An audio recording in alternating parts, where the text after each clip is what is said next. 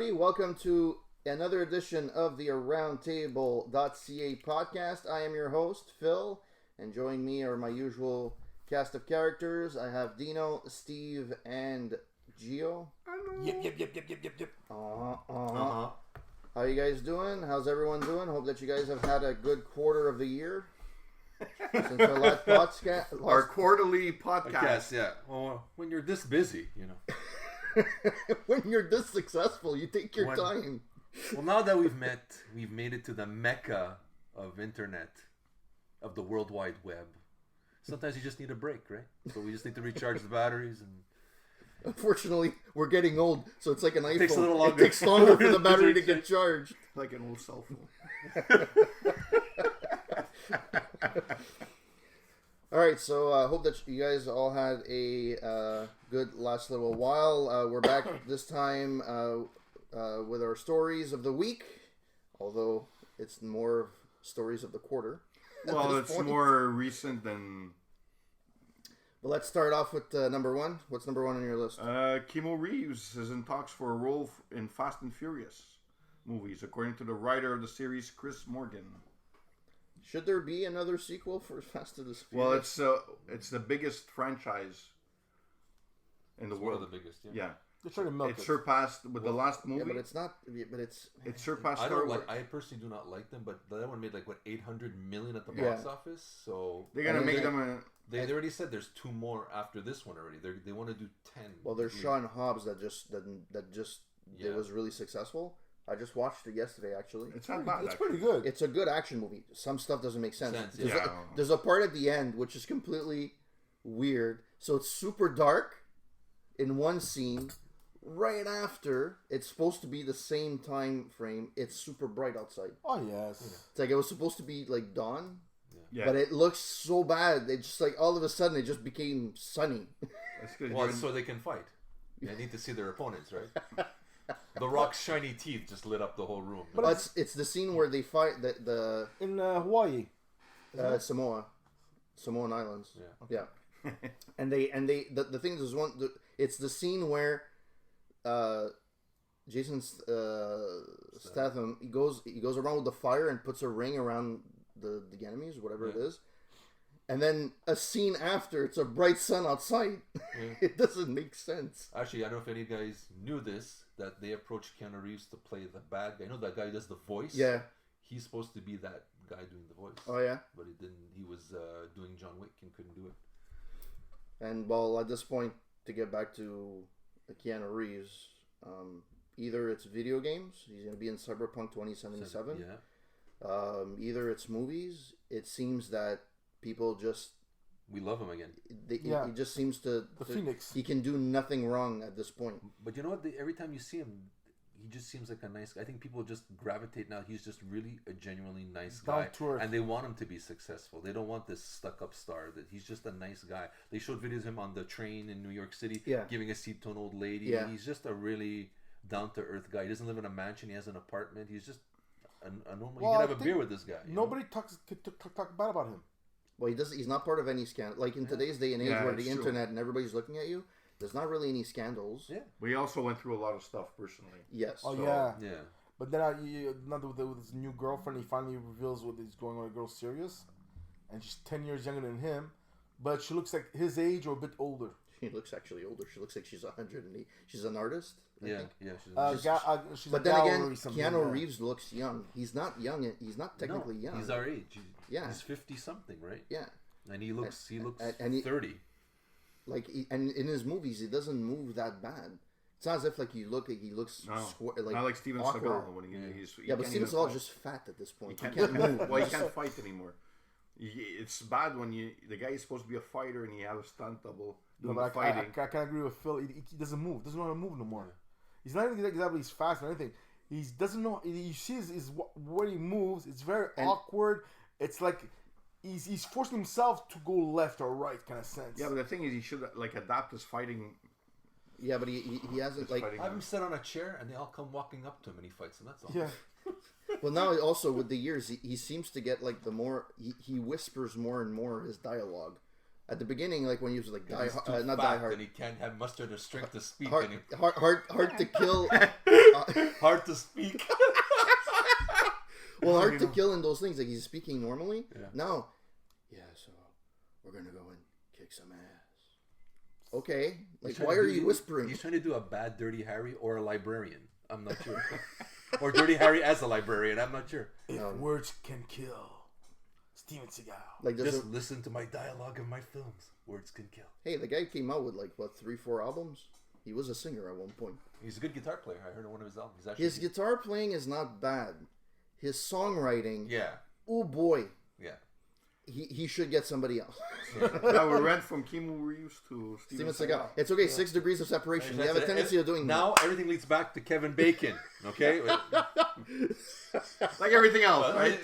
Kevin Bacon. Yeah. So back to Keanu Reeves. Essentially, he's in everything now. Like he can do no wrong. Bill and Ted's coming out.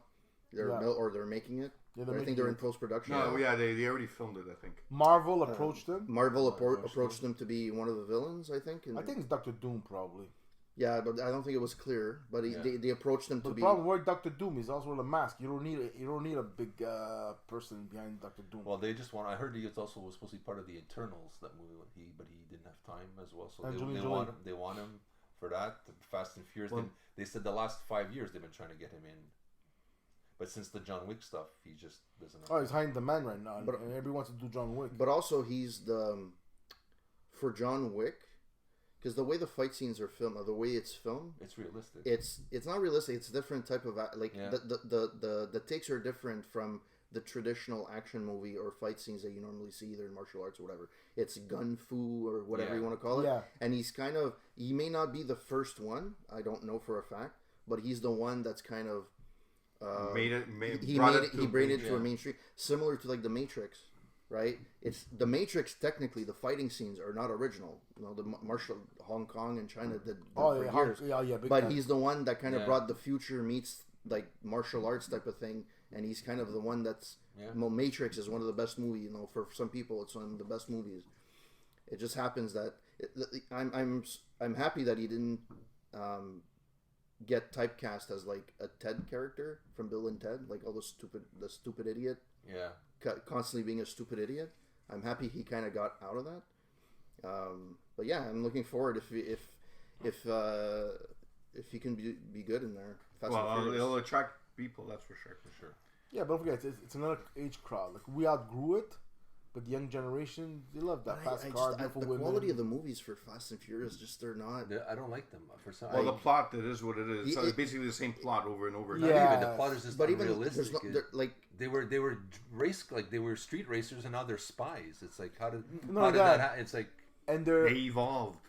Yeah, and they're using their cars on ice. You know, it's like. But even then, like even action movies in general, if you look at it, even from the 80s. The story is thin. Like it's hanging on a thread and it's big. Oh, the 80s are worse than anything. But in this, it seems even like you have action. It seems like the Fast and Furious. It's a bunch of action sequences put together, and it makes the movie. There's no overlaying plot. The plot is overly simplistic.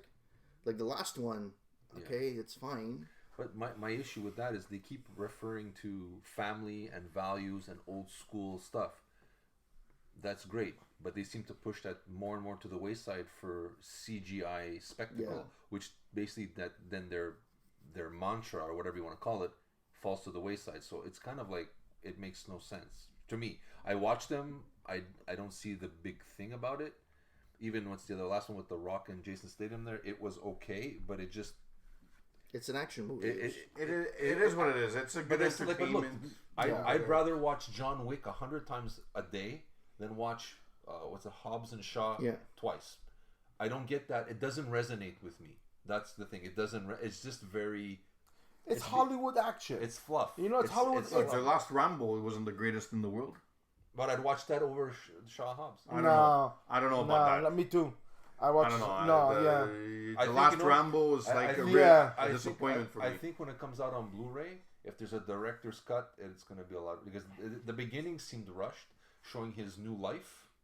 I think there's a longer maybe cut somewhere. maybe you're right. Maybe there's some stuff. I'm not saying it's a masterpiece by any stretch of the imagination. But you would think because it's probably going to be the last Rambo. I was hoping for more. Yes, for sure. And the previews looked a lot better than the actual movie. The movie was. I was hoping. So if we go back to 2 podcasts ago, which is about 6 months, when we were talking about Terminator and Rambo, I had said that Terminator seemed that they were just banking on old characters coming back and just doing a bunch of stuff, and Rambo seemed to be a throwback to the original, right? And I was hoping that would be good, and it seems that it's the opposite that's happened. It is, Whereas Rambo, from what I can tell, was a horrible experience of a movie, and Terminator is the first good one since. Obviously, it's the direct sequel to the second one. Yeah, correct. But it's actually, it does it justice. It's maybe not as good as T2, but it kind of gives it justice. And it seems that I was completely off on that. I think we all were. But the thing is that we had hope because Rambo, the last Rambo before that, was actually decent. Yeah. I think it was just called Rambo. Even the Rocky movies and the Rockies were fantastic. The Creed, exactly. Yeah, that was very. So we expected it would be very good. It's like when we see the Rambo, it's a certain point. Here you are fighting against 20 guys and more. No bulletproof vest. He was cocky. Like, oh my god, this is very hard. Yeah, but he wanted to die. He had no more reason to. Yeah, but before you want to die, kill everybody. Then you admit it. So he's willing to die in the middle of the fight that these people could actually get the woman that was working in there or whatever, this and that. Oh yeah, let's the horses loose into the wild. Bring to your neighbor. So the thing that that apparently I didn't agree with necessarily these reviews that came out. Like I understand it was a sucky movie, which is fine, but some people were saying, well, it was a kind of a bit of a racist movie because he went after Mexicans, for example. Yeah. Okay, but nobody complained when he went after Filipinos or he went after Asians. That was the whole premise of. Excuse me, you want to save the girl who's Latino? Yeah, but he killed. But in this case, he was going. Well, I didn't see the movie, so correct me if I'm wrong. But he went after the cartels, right, to save. So he went. Yeah, so it was like they were saying it's like traditional. Making Mexicans as being bad people and whatever, right? And I'm like, okay, but the Rambo in general, other than the first one, kills everyone, right? In Asia and anywhere. Like I don't necessarily agree with the fact that they kind of went with the when they I understand it's the times and you review them as per the times, but to give that critique necessarily to that movie. And they've done that with the Terminator one, saying that the girl is Mexican and the girl that's her protector and savior is a white woman. So there's a few critiques on that, which... Yeah, that's nitpicking. You know what I mean? In my opinion, I can understand it, but I think people are just forgetting that it's a movie. No, but it's a movie. Let it go. I kind of understand the writer because if they make it like the next savior of mankind with Terminator will be another white person, it's like, jeez, what is it? Only white people could protect the human race. So doing like a Latino or Middle East, or Asian, no, it's that's like not good. The part we don't know. They have a problem with that. The protector is white. Yeah, it's like a white American looking woman is coming to save the Mexican. Like, to be honest, like I think we're overdoing it now. Yes. Like it's a movie. I understand like the sensitivity that everybody has. Like I understand you don't want to, but at the same time, what was the point of the movie? A movie is to forget about life for like freaking 2 hours, whatever the case may be. Well, if that's the case, then go and enjoy the movie. Yeah. I think the critics forgot to, or critics forgot to, like, even Ebert and Siskel when they used to, they would nitpick, but there was kind of a nuanced way to their critique. Now it seems everybody's like nitpicking. They're trying to find something wrong with a movie, right? Yeah. And it's kind of like there's some movies like Hobbs and Shaw. Was it a great movie? It wasn't probably the best action movie, but it had its moments and it was fun. Like it was it's just a fun movie. It reminds me of Tango and Cash, almost. Yeah, a bit, right? It's to nitpick and say, well, the graphics didn't look good on this one, or I didn't feel attached to the villain. Who gives a shit? But that's what happens now with the internet, with the Facebooks, all that kind of thing. People like they always like to what's called elves? No, what's called these people? They kind of trolls. Thank you. Everyone wants to be a troll. Same thing. Yeah. I'm too much in a Christmas mood over here. Well, all right. So we went from Keanu Reeves to Steven Seagal to Rambo and Serena. All right. Okay, Kevin Bacon. Let's go. well, next. So story number 2. All right. So our famous George Michael. There's a new song that came out called "This Is How." We get high. Yeah, we want to get high. That's the name of the song. Oh, is it? Yeah, this is how we want to get high. 3 years after his death, okay, and was released. Being productive. Yeah, he was productive. He's more productive than me, and he's dead. That's yeah, good. It's going to be part of the soundtrack of the upcoming movie Last Christmas. And I listened to it, and it sounds. Yeah, I heard. I liked it. I liked the track. You could check it out on YouTube. But it doesn't sound too much like his talk. It sounds different a bit. But the thing about he had to update. They updated. Yeah, it. They updated it. But the thing about George Michael, though, he reinvented himself so many 30 times. years. Yeah. Like it's not. It's like a Madonna, where even if you remake it, it's different. It would be like Freddie Mercury when he came out with his dance song, like when he died. That was completely different from anything he's ever done before. It wasn't rock. It was pop, dance, whatever, techno-ish. So that felt off. But with George Michael's, you can kind of have that flexibility of doing something that's slightly different or more modern, because he actually would evolve his sound through the years, right? Yeah, so it's what I listened to it. I listened to the entire track and it sounded, you could say that George Michael would come out with that song for sure. Yeah. So I mean, yeah. Well, George Michael. This one is a short segment, but yes, George Michael with a new song. Awesome. Now we'll stay with the music theme.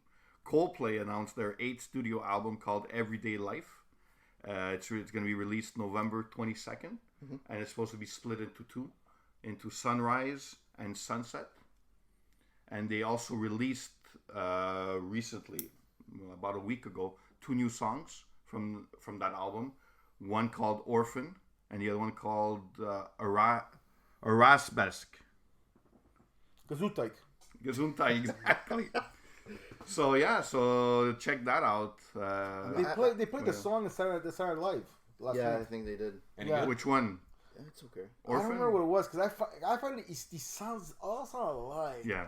It's like blah, blah, blah. I just fast forward it. But I'm not. I'm not a huge fan of Coldplay. Like no. I used to be at one point. I liked them for a while, and then I just lost. I don't know.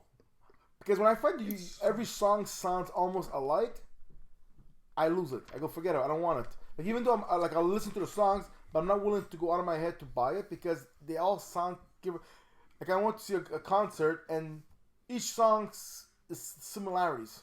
I'm like, they're all good, but like, okay, is this that or that? Is that this? So when it comes to that point, to me it's a turn off. Mm-hmm. I hear you. A lot of groups are like that nowadays. You listen, they're keeping the brand. They have.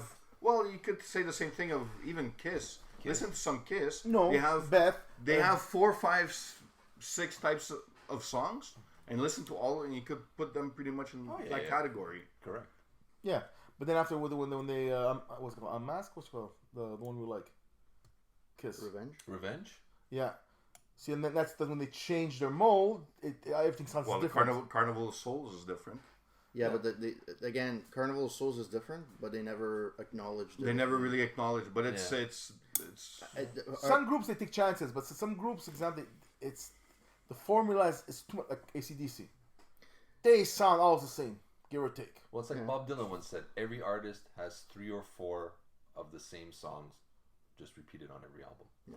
They have their style. They have 3 different. They have a ballad, a mid-tempo, a rocker, and whatever else, an acoustics, and they just tweak it a bit. But every artist has 4 songs, basically. There was a point in time when you had bands that tried, like the music studios would try to change the sound for something more modern.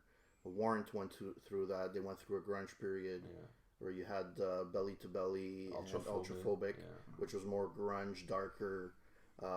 Skid Row went through that. A lot of bands from the 80s that were hair bands, they kind of tried to go to to do the that in the next 90s. phase. And it never really worked because it wasn't them. Duckin did the same thing. It just wasn't them. And now we're more... Artists have a tendency of sticking more to their guns. Like musical... Like they'll like Pearl Jam never actually changed their sound. It's the same even if they release anything, which it's still the same today as it was whatever. Yeah, but it's different to say a specific sound than always having the same type of song played over and over again. You know? Yeah. You understand what I'm saying? Yeah, okay. I get it. Everybody has their own distinct sound. Like, you know, you could say, you know, when you listen to some Phil Collins, you know right away it's some Phil Collins, but it sounds different. Yeah. They have their own distinct sound. Like this thing, you know, or Paul McCartney. Or you could tell from one song to another with 2-3 beats. You go, okay, this is not the same song. It's another song. Yeah. But when you hear it takes more than 10 beats or 3-4 beats to figure out which song is this, then it's like, okay, now you're a little bit too identical. I just find I guess I sound old. I said every generation says the same thing, but it sounds like the pop music that's out now is lazy writing, lazy tempo. No, not really, because I the Strouts, love them because every song sounds different. You know, there's certain groups. Yeah, but if I'm listening to Top 40 radio, oh my god, then you're right. Oh, that sounds alike. It all sounds. Yes. The writing is lazy. Well, R&B is like that. You listen to some R&B, and they all sound pretty much the same. Yeah, but now it's a different time. We have to understand that gone are the days where we go to record stores and we had musical idols. It's true. It's a business. It's getting destroyed through streaming. So record companies are making their music stars like actors. They have 5 or 6 that they pick, that they milk, and you have your Bruno Mars, Katy Perry, Taylor Bruno Swift. Mars, or even Sharon, will do some pop, some rock, some... Yeah, but notice they're the only ones getting played, no matter what. You have the same 6 people all day long in different order. They've picked their 6 stars. These are the guys on top 40. It's not going to change anytime soon. Because back in the day when we were listening to radio, it was all different. I could hear the Stones, Iron Maiden, Rush, Bryan Adams, Heart, Genesis, Queen. Supertramp. Now it's Ed Sheeran, Justin Bieber, Katy Perry, Taylor Swift, and it's just in a different order. The closest over thing, and over. The closest thing you get to rock is Ed Sheeran. Yeah, and that's not saying much. Right. He's not a real rock. I mean, he's talented. He's talented. Well, Bruno Mars, he did a song with Bruno Mars, "Blow." Yeah, that you could find on Aroundtable.ca. It's good. The thing is, some songs. I'm not saying some songs are good. Like Ed Sheeran, he's a good artist. Yeah. He's a good artist. The thing is the days of, I know the times have changed. Variety is gone. And pop, like at one point, the Beatles were considered pop. Technically, it's rock, but it was considered pop, right? Times have evolved, but top 40 radio. Good luck trying to find a rock song, hard rock. That's true. Like unless it's Metallica from their Black album or something like AC/DC Back in Black. You know, there's nothing newer. You know what? Maybe every once in a while, if you're lucky, you get a Foo Fighters song. Yeah. But I mean, radio is, like I said, they're sticking to their 6 or 7 major stars to keep whatever's left of the music business alive. Because look at all the artists now. Nobody wants to record albums anymore. Kiss has stopped. Aerosmith has stopped. But they're all old bands. Yeah, but what happens when all those rock bands but notice pass away and die? But notice at Christmas time, which albums get released more? It's all these older guys. They have greatest hits, and they outsell the new guys. Yeah, but even here, like I think we've spoken about this to length previously. Yeah. In general, bands don't come to Montreal. No. They go to Toronto. They'll go to Vancouver. They go to Ottawa. They're not going to come here. Number one, and because now we're more of a dance city. We're dance music. But that's because that's what you're shoving in people's faces. Yeah. There's no rock. Like show them. That's okay, it's okay for a while, but the thing is, they don't really promote rock. They don't. Over here. That's true. Yes, old rock. Yeah. Not only old rock in general. They don't really promote it over here. Rock, like top 40 radio. Good luck promoting. The French side, you may have a little bit more rock, every once in a while, okay, which is fine. But the French side, they stay in Quebec. Okay, great, so that's fine. But if you want to have a band coming to Montreal, you have to there has to be some kind of interest from the population. There's nothing here that promotes. If I want to listen to rock, I have to go on internet radio. I have to go to Google Music, Spotify, or whatever. Or even TuneIn. TuneIn is like almost like Sirius. Yeah. Well, it's free. Well, it's free. There's a free version. TuneIn is slightly different. TuneIn, you can get radio stations from across the world. Yeah. Which is slightly different from Spotify. Spotify is just a list of, like, it's just a repertoire of music, and you pick and choose the one you like. I always like the one because Google Music stems from Songza, and I always just like the concierge service that they had, which is basically creating radio stations as per your likes and whatever, and they're pretty good at it too. Like, the technology they use is actually pretty good. That's why I like it. But the majority of people use Spotify. Yeah. They just pick and choose. Okay, I want a playlist based on Bryan Adams and Phil Collins and Metallica. Make me a playlist, and they'll create a playlist for you, right? But there's the terrestrial radio. I haven't, like, the few times that I do listen to it, because my wife listens to it in the radio in the car, I don't care for it. Usually I'm like, can you shut it off and put on the MP3? And the newer stuff, you have to go on places like YouTube to go and check it out. Yeah. To find the newer songs that come out, the newer rock, like stuff from Fozzy. That's rock has gone back to where underground again, right? Yeah. So you have to search for, you have to look for. Yeah, like Fozzy. Where will you hear that a new song from Fozzy comes out? Yeah. You never hear about it over here. You have to go on either social media or YouTube is a good place. Or another place that's really good to discover, not necessarily new artists, but artists you won't necessarily know, is if you go to YouTube and you go to NPR, the NPR, there's Tiny Desk concerts. Yes, okay, yeah. Which basically it's the idea, it's like an acoustic version of whatever the artist is there. MTV Unplugged. Well, kind of. Basically, the way it started, it's a guy that, it looks like a library setting. I don't remember what the background is exactly, but it looks like a library setting. And it's literally a guy like at his desk. And he started getting artists coming in. It was like a small group. And it's basically like you can fit maybe 20 people as an audience. But they have like a small band, and it's an acoustic version. And it's maybe for half an hour. The last one last week was Sheryl Crow. A whole acoustic thing. It was really good. Nice. Right? But it's stuff like that where you're going to discover new bands. It's not...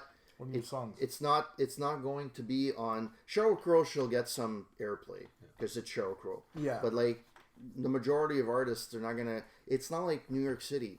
We don't have like 100 radio stations that you can put on the dial. You don't have to go that far. Just go in Ottawa. Yeah. Yeah.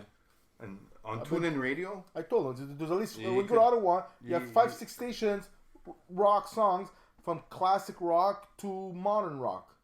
Yeah. The Rail Bell is modern rock. Then you have the Fox, which is the classic rock. Then you have other kinds of rock, the 80s and 90s of rock. And there's this, so you have each one has their own era. I don't know if what's the stumbling block for that. Is it because it's just one conglomerate that owns most of the radio stations? Because there's not like, it's not as if there's new radio stations that come out. It's probably because it doesn't generate enough interest. What generates most interest is the top 40, where the dance comes from and all that. No, because EDM and all that and trance and all that is really, really popular right now. Yes. Yeah, but because people are pushing it. Well, yes and no. I mean, they bring in people at the old port in the middle of the winter. They have a festival there, and it's a EDM. Yeah. They're dancing outside and with the igloos. Yeah. For crying out loud. And they pack it up. And it's not cheap to go. Yeah, but like, dancing to dance music and listening to dance music all the time is a different story. I feel that, I don't know. People are fed the music they should be liking. Yeah. It's not, and the majority of people are not, like, I'm saying we're music fans in general. Yeah. Right? Here. We always like. In general. I think our palate is a little bit more refined, I guess. Or we're willing to expand. But the average person is not going to. They're going to listen on their way to work, their commute. They're going to put on C'est Quoi. They're going to put on Mix 96. Mix 96. Well, Virgin Radio. We're aging ourselves. Whatever. CKGM. While you're at it. And the Beat, the other one. Yeah, the Beat. Which the Beat, they also just revamped everyone. They just fired everyone. Yeah. Well, not everyone, but pretty much. Well, Sean McMahon was there for a while. He was really popular. They let him go. There was the people at lunchtime. They let them go. The people on the weekend. The people on the weekend. They let them go. Like, they're just going they're apparently they're going to a new direction. Yeah, right. You press the radio button from one station to the beat to Virgin, and they sound exactly alike. Well, sometimes the same song playing. Yeah. No, you're right. Yeah. But they don't have like the like you can listen to. That's why podcasts are so popular, because you feel like a connection. Like one of the podcasts. Honestly, if you guys are not listening to this, I found this randomly. It's Conan O'Brien Needs a Friend, and it's basically the premise is that he gets people on a show so that they could become his friend.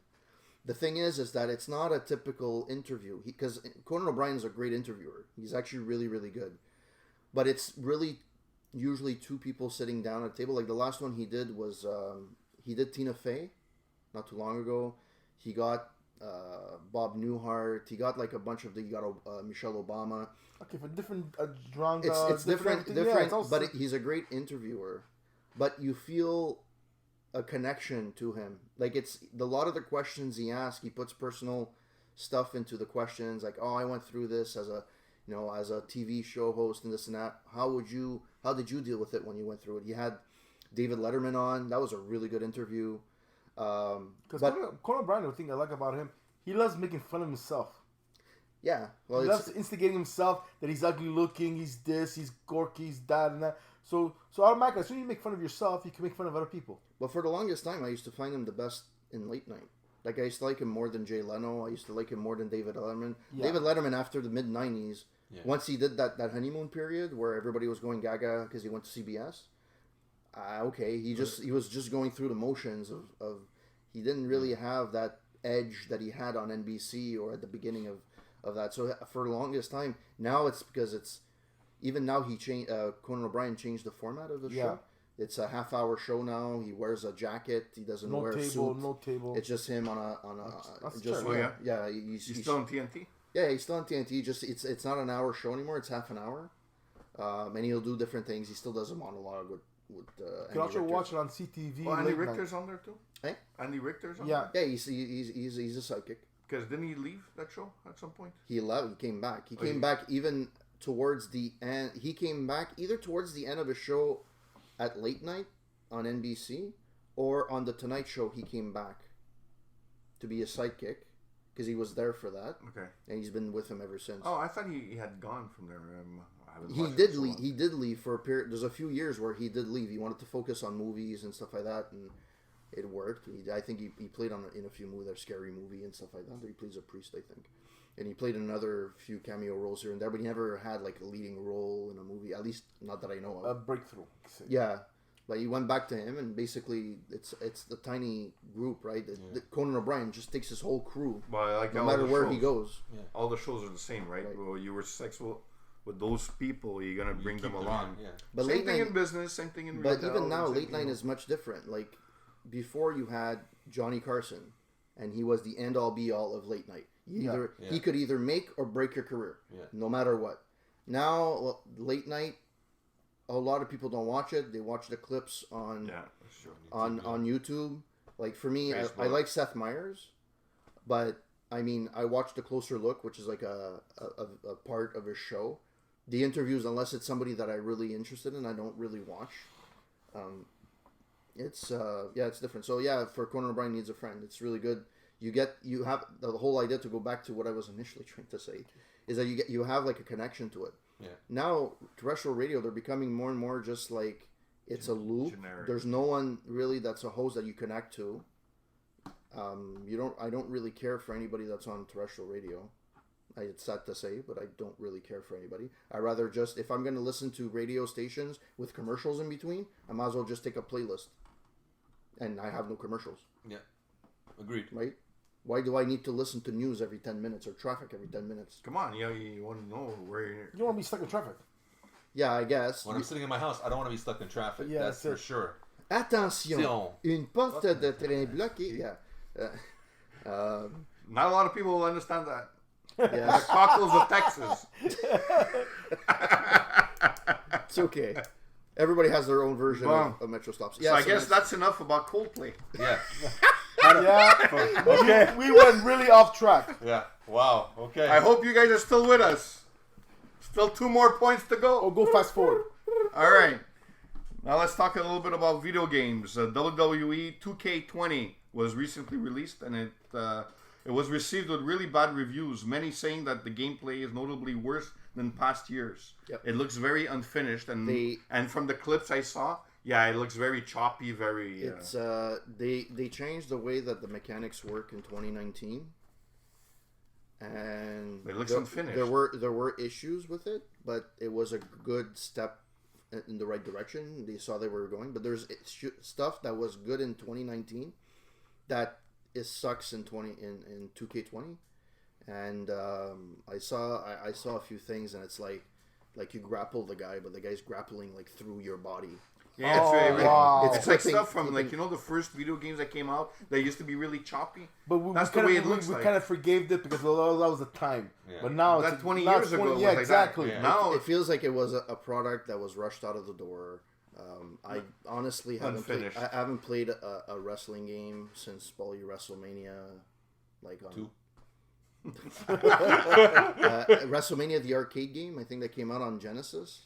Oh yeah, I remember that. Right, I think that was at the time where it was still 2D but 3D, and it was still fun. It was arcadey. Now it's kind of, again, it's one of those things where they go with realism, but they forgot the fun aspect of it.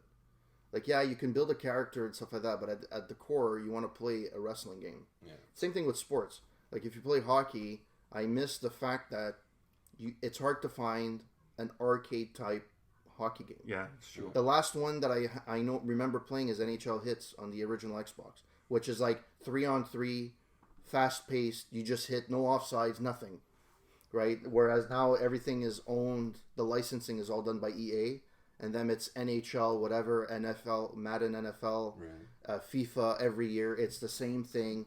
Basically every year it's a roster update, but people buy it. It's like the NFL. It's great to know, you know your football and all that, but to actually play a Madden NFL video game, holy crap! It's like I don't want to coach a team; I just want to play video games. But that's what you're doing. You have to choose your play, this and that. It's like holy crap! What happened? Just give it to the guy and run, or pass it to the receiver. So they're kind of fitting more to the older crowd than the younger kids. Well, no, it's the younger kids that are playing these games. It's not the older crowd.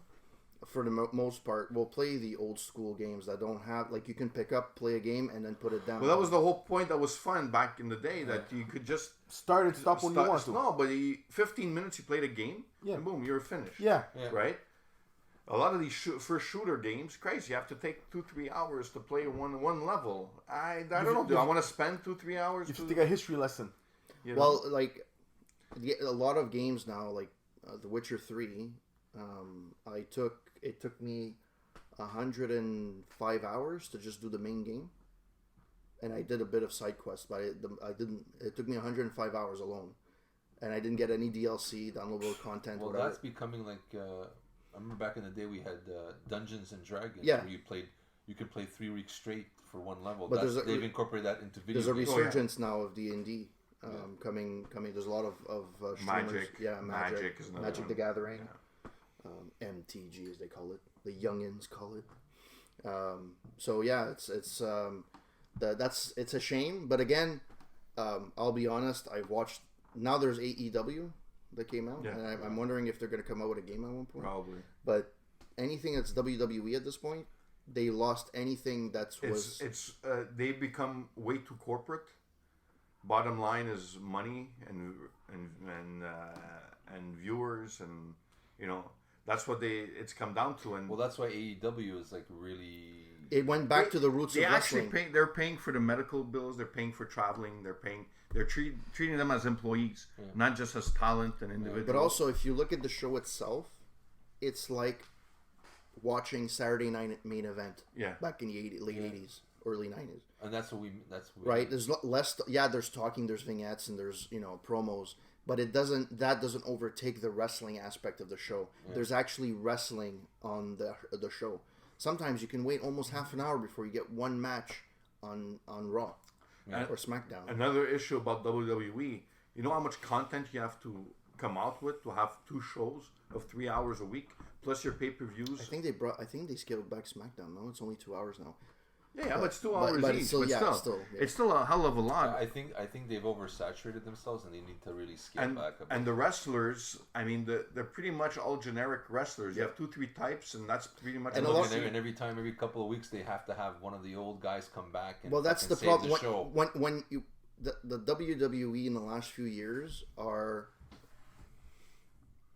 kind of holding on to the vintage idea to get the viewers back. You can do that once in a while, but that when that becomes your kind of go-to for everything, there's a problem there. Yeah. Well, right? What's that thing? The Crown Jewel that they do? Yeah. They bring every old wrestler back. Yeah. Yeah, but they had major issues on there. Oh yeah. They came back. Most of the half the wrestlers staff was stuck in Saudi Arabia. Yeah. But I mean, that's the thing. They need either bring back the Attitude Era with the new guys, and that's what the fans want. Just have characters. You know what? Have develop characters that some people good characters. Develop some good characters. You know, but you know what? That's the thing. So, I was actually on my podcast because I do it on Twitch. Which podcast is that? The Corporate Gamer Podcast. There you go. Okay. On Twitch. Which one? Sorry, I didn't hear you. Corporate Gamer Podcast on Twitch. Right, and where can you find that? Twitch.tv/CorporateGamer9. There you go. Are you speaking that from Raw?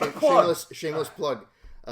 Anyways, because you can see it, you can actually see my browser, right? When I'm actually. So at one point at the beginning, I was actually I remember why I started watching Macho Man Randy Savage promos. They're fucking hilarious. Yeah. I'm the cream of. He has a. He goes. The whole premise of his promo, he's the cream of the crop. He's holding a mini cream that you put in coffee. I'm the cream of the crop. Yeah.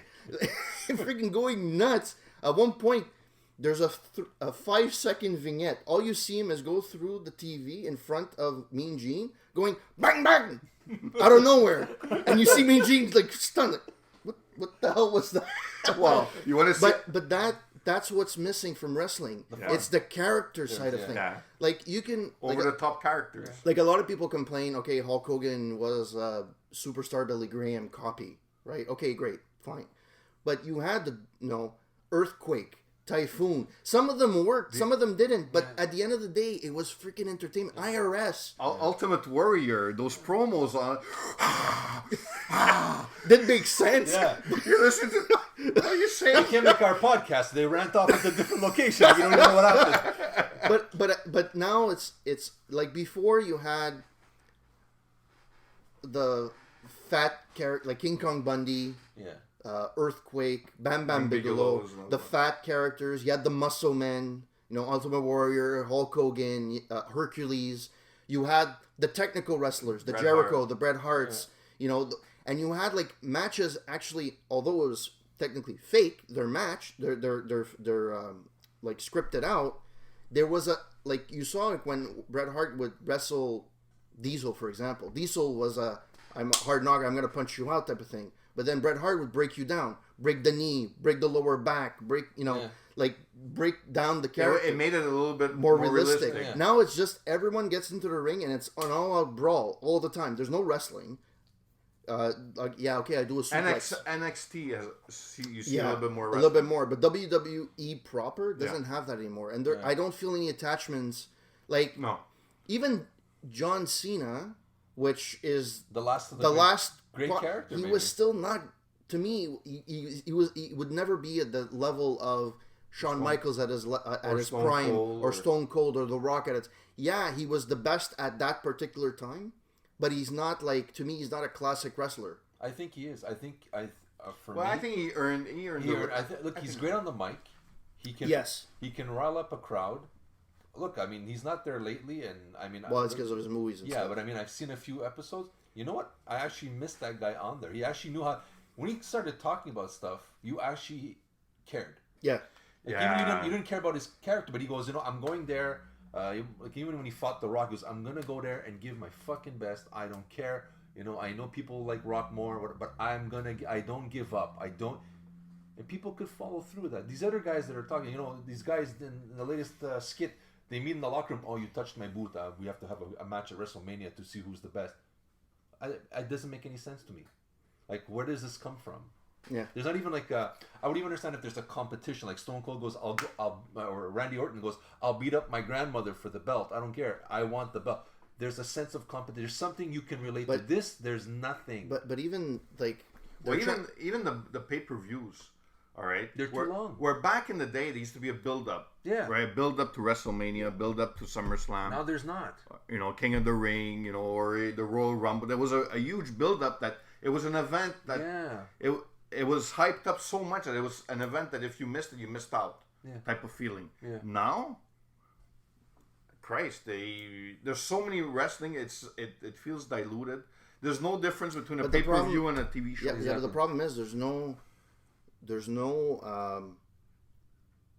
like the product, like the pool of talent is not there to sustain. They were able to do it in the Attitude Era because the whole cast of characters that were there were able to hold up. Like, that's when Raw went from 1 to 2 hours, and then it used to do an overrun, and then and then you had SmackDown that was 1 hour, then it was 2 hours. It was able to sustain. The problem is that's hard to sustain long term. Granted, other wrestling organizations haven't really done very well, like TNA. Well, they had no competition too, right? Well, he bought a competition at one point. Well, he bought WCW when they were down and out. It was going bankrupt. It was going bankrupt anyway, so he bought the library and everything, all the assets. That he has a tendency of doing that. He just buys the assets in the video library, so WWE TV can have content for the next 20 years, fresh content of just like like old footage. But now AEW is coming along the lines, and they're actually doing some pushback, and the ratings are not where the WWE is yet, but give it time. They keep increasing their viewership ever so often, slowly but surely. Eventually they're going to overtake and that's where, people forget, when did the WWE reinvent itself in the 90s? Yeah, it's when WCW came back and they were kicking their butts. Yeah. And then they came out with, Stone Cold, The Rock, and stuff like that, and then oops. Okay, granted, WCW had some problems as well, but they got back into the top of the ratings, and it was really, really good. And there was a period of WWF was like horrible, like with the later years of Hulk Hogan and Yokozuna, and Sid Justice as being the champion there. But they haven't had anything to kick them in the butt. Yeah. And I still don't understand how they can still sell out shows. Well, they're having more and more. They're having more and more problems. It's a brand. It's a brand that's been a while, and like I guess families will bring like. Bring your kids because I seen this. I'll bring you, but at one point that's gonna fail. I think either WWE is gonna just maybe collapse at one point and have to, or they're gonna do like they did with WCW. They're gonna go at war and have to develop characters, and I think they're gonna be forced to go back to their roots. Yeah. To go back to those characters, to go back, maybe. I actually have writers that know what the hell they're doing. You need to get people actually. They're getting writers, but writers. But in other words, they're playing safe right now. Yeah, but even then, like even playing it safe, like I know we were talking about this for a long time. I remember when I used to be at Burke's, which is a long time ago, having a tag team character called the Doorknobs, and the whole idea is that they lock their characters in a closet or in their room, and then you go in the middle of the ring and you win by default, right? It's a stupid idea, but it's an idea. Yeah. Now, like when you script, okay, you're gonna hit him on the back of the head. You're gonna do this. Okay, that's one aspect. You're building the match, which is fine. But I have to feel invested in the character. Yeah. When you had the Undertaker, like one of the best storylines I ever had is when you had the fake Undertaker versus the real Undertaker. So you had the $1 Million Man that claimed that he had the real Undertaker, which technically underneath it was Kane. Well, I didn't know that till recently. And then after that, you had the real Undertaker, and they fought at Survivor Series, right? Yeah. The whole point is you're surviving, and it was the two Undertakers in the middle of the ring. It's like, who do you pick? That build-up doesn't exist. Yeah. I go see I haven't watched a pay-per-view in ages, but if you go watch a pay-per-view, no, I'm telling you, the last pay-per-view was one of the WrestleManias I got at home, and there wasn't a difference between the TV show and the pay-per-view. And this is WrestleMania. It's supposed to be the biggest spectacle of the year. And it's also 6 hours now. Yeah. Because you have the pre-show. Yeah, it's way too long. So I think you guys are right. It's like as you guys said, it's watered down. They have too much hours of shows per week. They became a victim of their own success. They became a victim of their own success. They would have to, and they have too much ego to because for them it would be considered a failure if they would take a step back. Because but think of it from a business perspective. You're taking a step back. It's telling your competition you're not doing as well. But the thing is, you're gone to a point. They would be, going back to having maybe. Yeah, you still keep them at SmackDown, whatever. But an hour each. Exactly, have an hour each. Don't have 2 or 3. WrestleMania, it was at the peak. WrestleMania 3 was a 3-hour show. Yeah. It started at 8, finished at 11. Now it starts at 5, finishes at 1 in the morning. Yeah, it's a little too much. But they do have viewers that, they have buy rates that are there. Yeah, but it's a little too much. But gets to a point. How much TV can you watch? How much wrestling can you watch? At one point? Then what happens? You decide you quit or you have to be loyal. But maybe when I I could be considered a hardcore wrestling fan, like in the Attitude Era. I would have watched pretty much anything at that period of time. But even at that time, I don't know if I would have watched 6 hours of a show. Well, when they brought The Rock back to host WrestleMania, that's the last one I bought at home. Well, you saw The Rock, I think, 10 minutes in those 3 hours. You would think that he would, host a little bit more and stuff like that. You saw maybe 10, 15 minutes of The Rock. Yeah, but he's trying to distance himself as well, right? Yeah, but this is back, 10 years ago, maybe? Yeah. You're there to host the WrestleMania. Well, he was when they started SmackDown. He was on SmackDown. Yeah. But I think Philip is right. They need to step back, reduce maybe the shows, reduce the pay-per-views, because they just don't have the writers to keep up. They don't have the talent to write. They tried to go family friendly, like in the last 6, 7 years. But look, they can do that with SmackDown. Make it family friendly. Raw sounds more like You make that the more rated R one or whatever, and have a balance. Yeah, but they kind of went even during the Attitude Era. There was a point where there were fillers in the panties and bra matches. Yeah. Were completely stupid. The women's division had wonky. Well, at least now the women's division is actually decent. But it's being taken seriously. Not that it's in a sense. It's gonna. If you look at the overall thing, the women's division should be driving the company now the way it is. Yeah, exactly. There's no tag team division, and the tag teams they have are crap. The main division is the main characters, Roman Reigns and a few others. They have a few characters that kind of could maybe come out of being okay. But in general, they don't have a cast of characters that can maintain it for a long period of time. And it's a shame. Yeah. At least we stayed on the topic of wrestling for WWE for 10 minutes. All right. 2K20. Okay. The last... Kevin Bacon. No, goes back to Kevin Bacon. The last but not least, it's just a comment that I'm excited for the new Picard TV that's going to start airing on CBS and CTV in Canada. Are you engaged, Dino? Yes, I am. I am very engaged as number 2. Oh, okay. Yes, number 2. Sorry, I was thinking something else. Okay, sorry. It's supposed to start airing January 23rd in Canada, 2020. Yeah, and it's not a typical season. It's I think 6-7 episodes. Yeah, something like that. They're a little bit longer. They're going to be in Canada. It's going to be on Crave TV. Well, it's supposed to be on CBS. Space. It's in space in Canada, but you can watch it on Crave TV, I believe. Yeah. In the in the States, it's on CBS streaming service. Mm-hmm. Same thing as Discovery. Not Discovery. Yeah, Discovery, right? Yeah. Same thing. Same idea as that. So it's ching again. Eh? Well, but it looks. You know what? It looks not bad. Maybe there is some chink, but every company wants to make money. I know, that's what it is. And let's wait till it comes out and decide. From what I heard, apparently it's taking the storyline from the movie. Yeah, it's the movie with the last movie with Picard. Yeah. But apparently it's 20 years after that or something. But they're taking Romulus has been destroyed. Yeah. So from what I'm hearing, there's something to do with Romulans and the Borg. There's something wrong. And he's got to figure out what's going on. And so he gets a cast of characters to go with him, and you're gonna have investigate. You're gonna have to investigate, but you're gonna have also cameos coming in. So you have 7 of 9. Jerry Ryan that's going to be there. You're going to have Jonathan Frakes as number 1. Deanna Troy. Deanna Troy. Sarita, Brent Spiner, right? Brent Spiner as Data. And Brent Spiner, he's going to have the same idea as what they did with Gemini Man or Irishman, where they're going to do de-aging with the face because he has too many wrinkles. I'll make him look younger to me. Yeah, because actually... Because Data's dead, technically, right? In the last movie, he died. Yeah. It's his brother that's... No, so...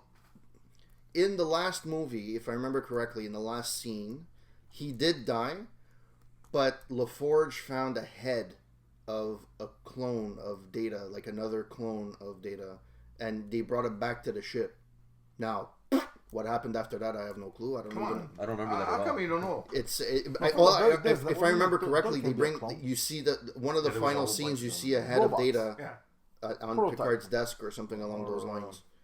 Because I remember the last scene where Picard's... But he's dead. Technically, Data is dead because he put himself in harm's way. The original the original Data. Okay. Because I remember at the end he's with Data's brother or whatever, and he's not as bright, but he's starting to get the mannerisms of Data. So maybe he becomes Data. But it sounded like from the preview I saw, it seems that Picard apparently has a really hard time, has had a really hard time dealing with the loss of Data. He feels responsible or whatever the circumstance is. What it looks like, he's talking to Data, but in a dream. He's asking like Data for like advice or whatever, and it seems to be Data answering him. It's not like Data. Okay. That's the way it looks like. But you will see how. I would have done an example like Data's subconscious is in the Data stream, and he's trying to contact him through his laptops or whatever, give him information what he could, because he's not as powerful as he is, and he has to go through this detective work kind of sense. But I think people were just looking for the last truly really loved Star Trek. Is the Next Generation.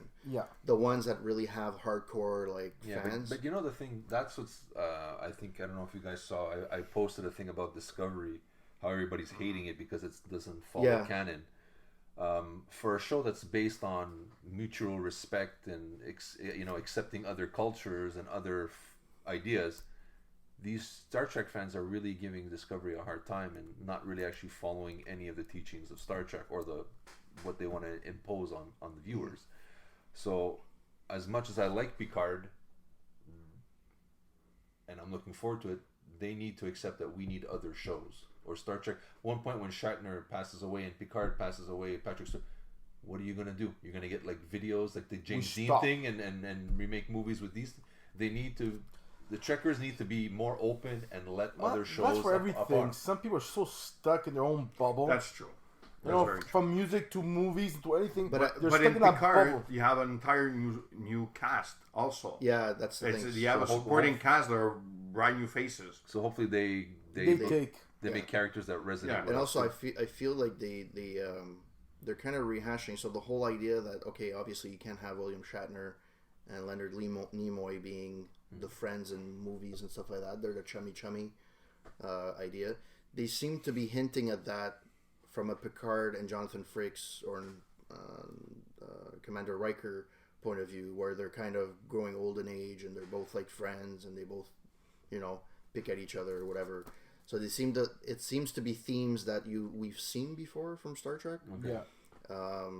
But again, this is like a 4-minute preview, 4-minute trailer. Yeah. It's hard to actually analyze the whole. I'm looking forward to it. It looks good. It looks like it has the budget, right? It looks pretty promising. Just that Picard starting to look old. No, Patrick Stewart is really starting. Well, he's almost 80. Yeah. Okay, so he's starting to age, but it's okay. He's still, He still looks good for his age.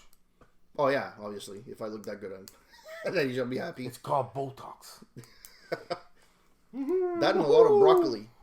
And that is it for the news. That took us exactly an hour. All right. I agree.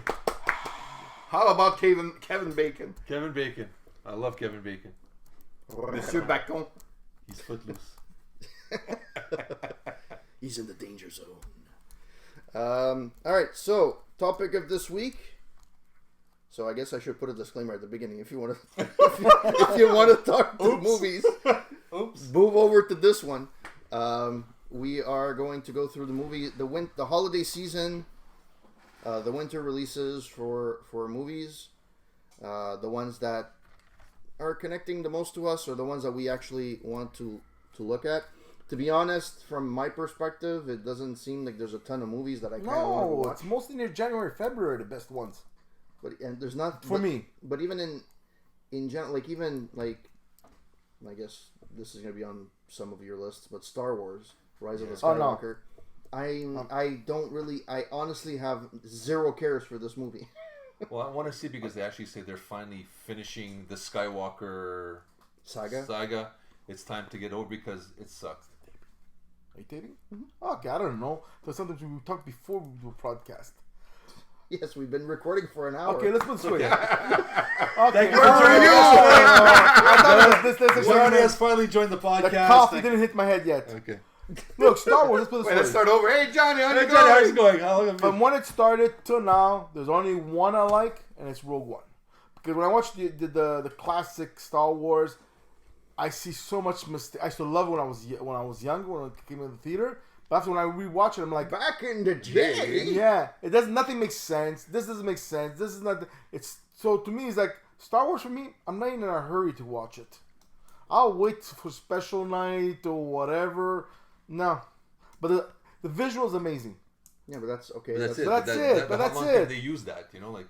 Because I remember once I went to see two movies at the same time. One had the worst visual ever. What's it called? Slumdog Millionaire.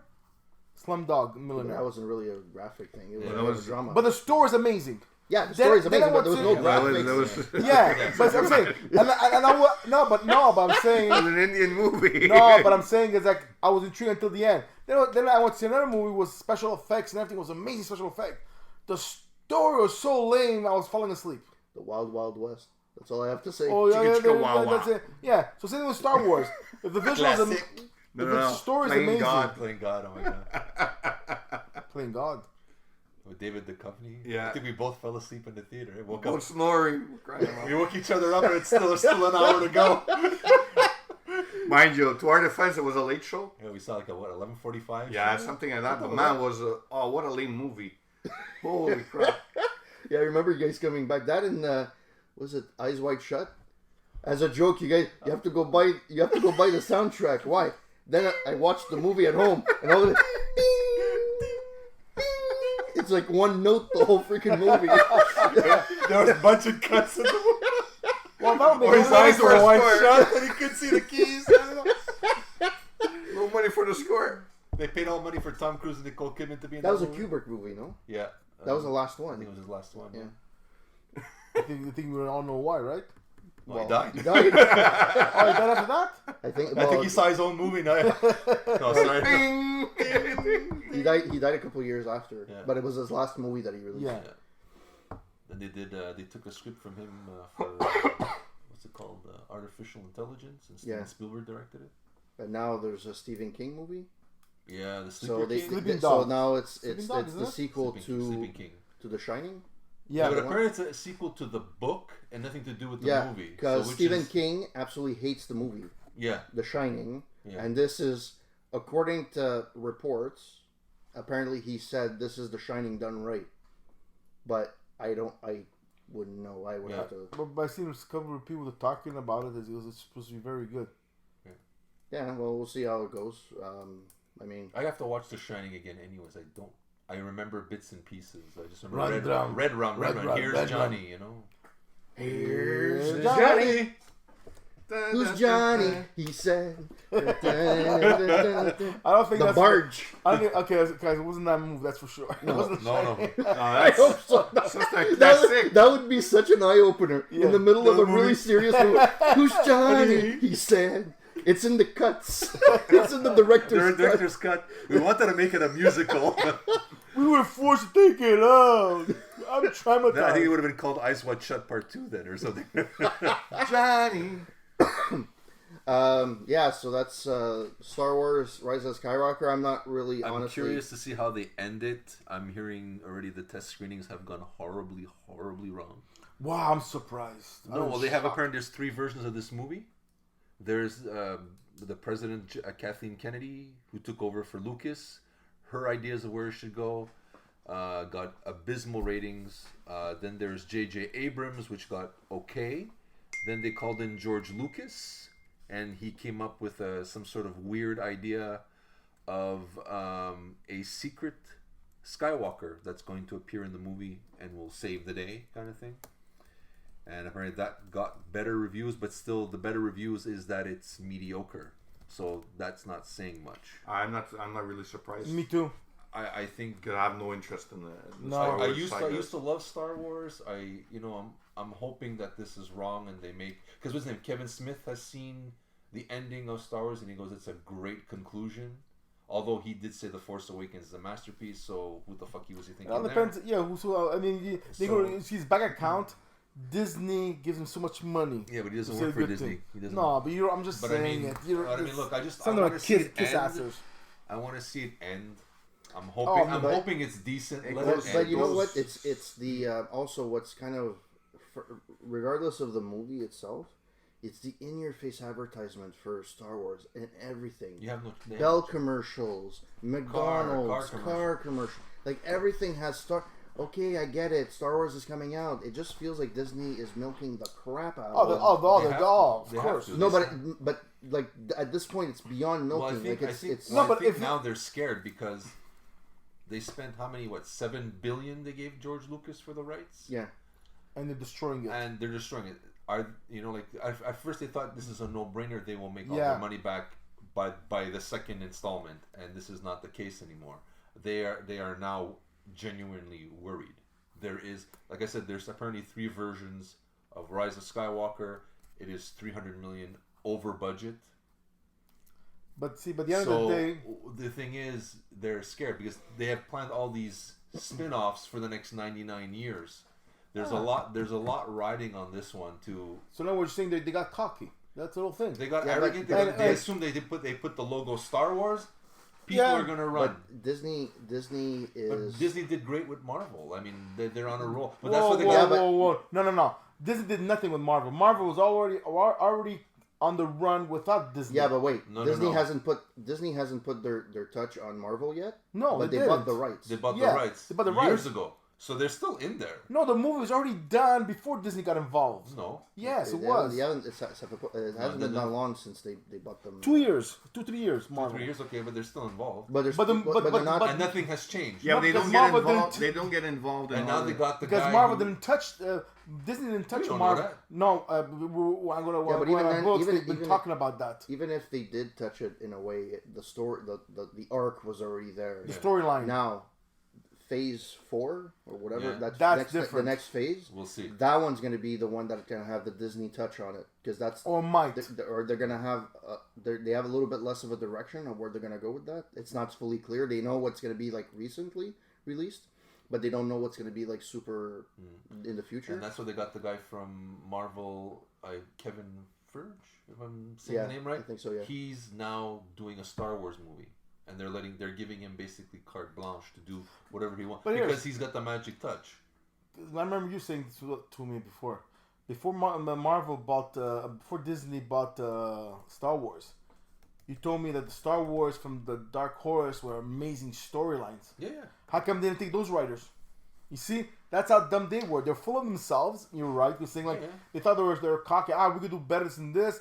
Because I heard from Steven and I heard from other people saying that Star Wars from the comic book Dark Horse before Disney bought it, their storyline were amazing. It was better than movies, some of these stories. They were, and some of the books too. But the thing is, Disney would have to pay these other people those rights. But look how much money they're losing now. Yeah, but they didn't want to spend that money. They don't want to spend. Or they put themselves on a pedestal. We could do better. I think you're right. Like we were just talking before about WWE, same thing. Yeah. They got cocky. Oh no, we're good. We made wrestling what it is. This and this. Accepting a step back. No. They go. We'll make more movies, more this. I think, and they're ruining everything. But I think from a business perspective, they probably didn't think they needed it. They probably thought not because they were necessarily cocky, But why would I pay money when I know that I can make money just off the name itself, right? So if I make a movie that's somewhat decent, it's going to make its money. The problem what they're going to have with Star Wars now is the same problems they had with Episode 1, 2, and 3. People went to see 1, 2, and 3, right? They made money. They made a huge amount of money, but nobody's going back to watch 1, 2, and 3. The only ones that people watch are 4, 5, and 6. The original trilogy that came out before. Yeah. Nobody's going to come back, really, unless you're a die-hard Star Wars fan. You're not going to watch Episode 7, 8, and 9. Well, that now. And A New Hope, the first one that came out, Episode 7, Force Awakens, is A New Hope. Yeah. It's basically a modern version of. It's a recycled version of the last one. Was so off the mark of everything. Ryan Johnson. They could have done so much. Like there's a lot of potential of epic moments, and they took those epic moments and they made them feel Well, the thing is, stupid, something that makes sense. Well, like, I understand what they were trying to do. They realized that Harrison Ford is getting old. Mark Hamill. I get. They have to kill off these. They can't milk these characters. They have to kill them off and start a new history of Star Wars. Make a new Jedi. This is what the Rise of the Skywalker. They're gonna kill who's ever left. But then it's a problem. Now all of a sudden you want to kill everybody off. If they've done a bit of time, it goes, who's gonna kill off next? But you're interested. But I'm not even. Well, first of all, Carrie Fisher. Carrie Fisher. I want to say Amy. No, it's all right. Carrie. I'm gonna get. Because she was supposed to be originally the Last Jedi. Yeah, that was the rumor. Now she unfortunately passed away. Yeah. Harrison Ford, he passed away due to story. Like the storyline, he passed away. So they kind of had They had to kill off a character. They ended up killing. There's two of them that ended up killing on it. They're two classic characters that people love. Yeah. Right. Here, make Harrison Ford a clone. Now in this one, apparently, you should write for Star Wars. R2D2 or C3PO. Apparently, he turns. Yeah, he's got red eyes. He's got red eyes, so he turns. So maybe he's the one that's moving along now, and then there's a new. But that's not the part that kind of got to me. It's the part that I found. There was a height of a scene where Skywalker disappears, and that scene fell flat for me in the last one. Yeah, because it was. Now I don't know if it's because it was the cut, the direct, like it was the edited version. Oh, or whatever. They cut badly. Saying it's not that it was cut badly. It just it didn't I was supposed to feel that it was an epic moment. Yeah, you know, similar to that. Yeah. No. Darth Vader saying "I'm your father" type of thing. Yeah, and I was like, that's it. Yeah, you disappeared into the sun. Yeah, and the reason is now that may be me. Other people may have been touched by that, but I didn't feel. That's it. Because for me, Ryan Johnson, the director of the Last Jedi, was that what's called, the last one? Yeah, Last Jedi. I understand that him and Kathleen Kennedy they realized that they have to look for the next trilogy. So they got to kill these characters off and develop a new Star Wars lore. Yeah. A new history. I get it. So they tried to change things too quickly by changing the characters. Like Luke looked like a grumpy old man milking his fucking cows. Sorry for the language. Luke was always hope. Luke was always the guy that no matter how dark it got, there's one guy that believes. There's one guy that's going to get us through it. And when that guy loses it, you're kind of going, But even the training... The training was the whole training thing.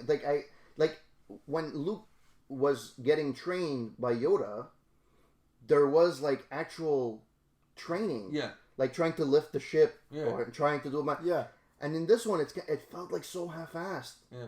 It's like even that stupid joke where he pretends like it's shaking, and then he was like, I forget what it was, but he pretends as if she's doing. Oh, do you feel it? Do you feel it? Yeah. And it's like, no, you're not. Yeah. Something stupid like that. Yeah. Right. It just didn't feel. It wasn't the characters that we loved. It wasn't. It felt. Right. No, it felt like it was like saying like, "You need my training? I'm overrated. You're good enough. Leave me alone." That's what it felt like. That's what it felt like. It's like I'm here for stupidity. Yeah, but you're right about the hope stuff and all that. He didn't really feel. He felt like it was watching grumpy old men in space. No, yeah, he's right. Grumpy old man. Like he was like seriously. You know, see how man. You know when he goes and dies those kind of seal monsters, whatever, and he's milking it. And he drinks it, and he looks at her. He's like, "Ugh, what the? What are you, a pirate now all of a sudden?" Yeah. Pirates of the Caribbean, and then he goes there with a long stick to get some fishes. And it's like... But clearly, people that wrote the script or wrote the characters in the last one, they were off. They weren't real fans of Star Wars. Maybe they were, but like I said, apparently, from what I've been hearing, Rian Johnson and Kathleen Kennedy, they get along great. That's why she gave him carte blanche, because you notice everybody else was getting movie rights, like the guys from Game of Thrones got in, now they're out. Yeah. Everybody's leaving because they don't have any creative control. And they have people who love Star Wars who are not going to get creative control to make a movie that the fans want to see. Kathleen Kennedy has this idea of, now we got to kill off everything that we loved about this thing. We're gonna kill them all. The foundation. So we're gonna start anew Because they could. I have no issue with that. But continue like finish these guys the way they started. They why, have a why, journey. Why Let them get to their journey the way as the characters. Yeah, exactly. It's like taking James Bond. Suddenly, I'm gonna make him into Mad Max. Okay, it's not gonna work. It's not gonna work.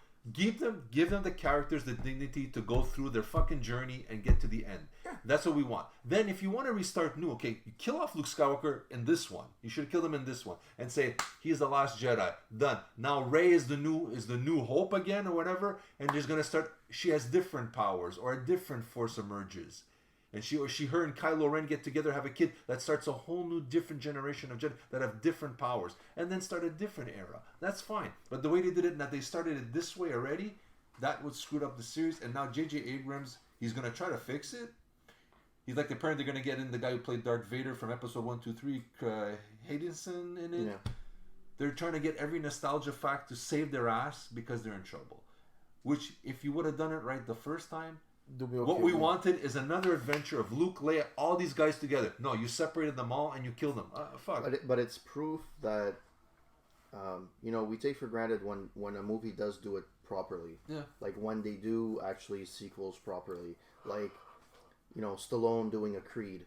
Yeah, right? That was well done. Revamping, doing a story where it's more realistic. It's not a space cowboy thing.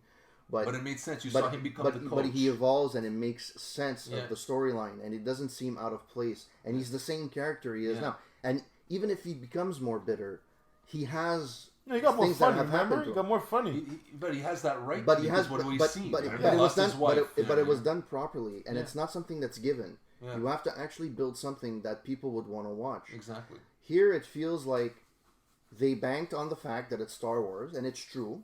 You put anything on. You can put Star Wars on a coffee pot. It's going to get sold. Yeah, that's besides the point. But at the same time, they forgot about the lore of the whole thing, and it didn't. It doesn't feel like they lost the spirit of the movie. Mm-hmm. It feels just like a generic, great-looking CGI movie, and it has a plot, a semi-plot, and it does whatever. But it lost the spirit and the lore of it, and that's where, at least from what I can see. It lost a lot of the fan. Like, there's a lot of people that are not going to go see this one. So this one's not going to make as much money as the last one. Like on day one. No, yeah. I think maybe long term, maybe. People want to see how they're going to end it. Yeah. Out of like for me, it's curiosity. I am not excited anymore. Like when The Force Awakens, I was excited. It's the first Star Wars movie in a decade. This one, I'm like, it's to finish it. For me, it's to finish it. Yeah. Nothing more. It's closure, basically. It's closure, yeah. You're right. Exactly. It's a good joke, that. This is like ending, ending a relationship that's been going on that went on way too long and went in the wrong direction. There we go. So it's like, but let's end it. Finally, I got smart enough to kind of end this relationship. Yeah. And that's what, you did that was a bad joke, but it was good. It was good. That was good. Good, I agree with that. I agree with you. We agree. I totally agree with you. Yeah. All right, so that was Star Wars: Rise of Skywalker. Another one that I'm probably sure that's on everybody's list is Jumanji: The Next Level. I'm the one. I'm looking forward to that one. Oh yeah, it's starring Danny DeVito. It just looks so hilarious. And Danny Glover. Yeah. It seems like it's more cameos than anything else. Well, you probably see them in the beginning and the end. So that's what I'm thinking. Yeah, exactly. But they changed their characters to cater to their so now which is good. It's pretty good acting. What I loved about the first movie, and it seems that they're keeping the same idea. It was a movie based, even though you had The Rock and you had Jack Black, it wasn't a specific character that made the movie. Yeah, exactly. It was a cast of characters. Yeah. Kevin Hart, The Rock. you know, together they made, and now they're switching it around, and The Rock seems to be playing more of a comedic role this time around. At least from the scenes. Well, that it's I saw. because I don't know if it's the players. entire movie, but it's different characters. So they didn't get to choose their own characters. They're playing. I think The Rock is playing Danny Glover, and Danny DeVito's playing. Danny DeVito's playing Kevin Hart. Yeah. There's a couple of one-liners in there. Yeah. Even in the preview are hilarious. Yeah, I know. It's like my eyes are brown. That's not the only thing that's brown, right? There's The Rock, and Jack Black is another character. Yeah. He's I forget who he is now. Oh, he's the jock. Yeah. Now this time around, so now he's a fat, middle-aged man, professor-looking guy, because they didn't get to choose their own characters. But what I love about it, how they insult each other. Like The Rock making fun of his face expressions. You know, that's what I love about it. It's a lot of slapstick. Well, it's all guys that get along great. They get along great. Like The Rock and Kevin Hart, they're buddies. best of buddies. friends. Yeah. So even at Christmas, they had a little video that they, as a promo to Jumanji type of thing. And you have Kevin Hart dressed up like the Rock with his fanny pack, and he's just standing there. Yeah. It's the most hilarious bit you could have watched. I saw an interview where Kevin Hart is playing The Rock, and he's like interviewing The Rock, and The Rock is being Yeah, Kevin so Hart. the Rock, It's hilarious. And there's all these I fucking think that's mannerisms. I think that's when they did the Central Intelligence. Yeah. I think that it was during 9. They did an interview as each other, and they were doing mannerisms. But you see, that looks like a series that they got it right. Yeah. They actually So got it. Good chemistry, yeah. So I remember, And it's different than what's out there too. Yeah. No, but look, you got it right. Look, think of it. Jumanji, it was the original one, was as old as the original Star Wars, right? not as Give or take. Well, maybe the in the 90s. 80s. In the 80s. Yeah, it's close. the original Jumanji. Yeah, with Robin Williams. No, it's the 90s. I think it's 91. Well, Okay, it's the Okay, well, I didn't think. Okay, But sorry. it's pretty close, right? Yeah, it's 20 years. Let's say And minimum. Steve, one who said it, Jumanji, they got it right big time, and Star Wars, they got the Jumanji, they got. It's a nice homage to the film. They don't milk it. Like I said, are they gonna bring Robin Williams like a CGI $55 million? They didn't. They just mentioned his name casually, which is a nice tip of the hat. Yeah, but then it was respectfully done. These guys you may not like their films, but they have chemistry together. These two guys. The Rock, whatever he touches, and that he produces, that his company produces, it's as if they want to do only quality type. Well, movies. entertaining, but entertaining quality. Yeah. Type. Yeah. It doesn't mean it's always good, right? No, but they're aiming to entertain. Exactly. But they know. chances. But he knows what he can give you. The most. Yeah. The most he can give you. I mean, you could like or hate him. Yeah. I know at some point you were saying The Rock is everywhere. Yeah. Well, he is everywhere. He's everywhere. He's too much for me. A lot of. But you know what? I have to admit, when I saw Jumanji, Johnny lent me a movie, lent it to me, and I said, I really don't want to watch this because I'm fed up. And he goes, give it a chance, just watch it. Then it's not The Rock. It's worth it just to see Jack Black being acting like a 16-year-old girl. Yeah. Oh my god! Can I go, Steven? I gotta pee. How does this work? Yeah, how do I do it? I go, Steven, just watch it. Yeah. He goes, just forget about Rock. He goes, you'll like it. I didn't say love it because I loved it. I loved it completely. What makes the movie is the fact that it's the cast of the characters. entire It's cast. not a specific character that shines out. It's an ensemble that worked well together, I find. And a lot of people, when this one came out, and I was one of them, where it was like, redoing Jumanji with The Rock. I was like, or even Jack Black, I'm like, why are you opening up this can of worms of Jumanji, the original? I liked it, which by the way came out in 95. 95, okay. Okay. Well, I just watched it now. Still 20 years ago. Yeah. It's a long time. It's been a while. 20 years ago. Yeah. But it was like, why are you recreating something? Just come out with something new. However, I was pleasantly surprised. Mm-hmm. It was one of the few movies in recent history where I think the last one that I can say I felt a similar way was the first Austin Powers. The first Austin Powers, I went in thinking it would be complete shit. Definitely. Either the first Austin Powers or Team America. I loved it. Yeah. Team America. That was one that I was like, I went to look at it because I'm like, okay, I know who's the one. It's the creators of South Park that created it. And I was like, oh, you know what? This could potentially be good, but I didn't have any expectation coming in. And I walked out like my abs were hurting. Right? Austin Powers, first one. I guess because we didn't expect. Yeah, we had no. We went to the Palace. The Repertoire Theater, $2. thinking we're gonna probably think this is the stupidest. We're gonna fall asleep, you know. That was another late show we saw because I finished the 11 o'clock shift, right? So no, I think we were waiting. We were waiting to go somewhere or something. We had like 2 hours to kill or something like that. What a great job you guys have. At the time. Austin Powers, he's the man for you. So Jumanji is another one I'm looking forward to. That one, yeah, me too. There's a few that are completely random. There's a couple. Ford versus Ferrari is one of them. Too, I think you know what? I think it has a potential of being really good. It feels like those good, nice chemistry. Yeah. Well, it feels like a traditional drama that Yeah. usually you would get like in the fall. Like it feels like it's a drama that's not over the top or whatever. It just seems like a good, well acted movie. But again, I just saw the preview. I didn't see how it is, but it looks like it's pretty good with Matt Damon and Christian Bale. Bale.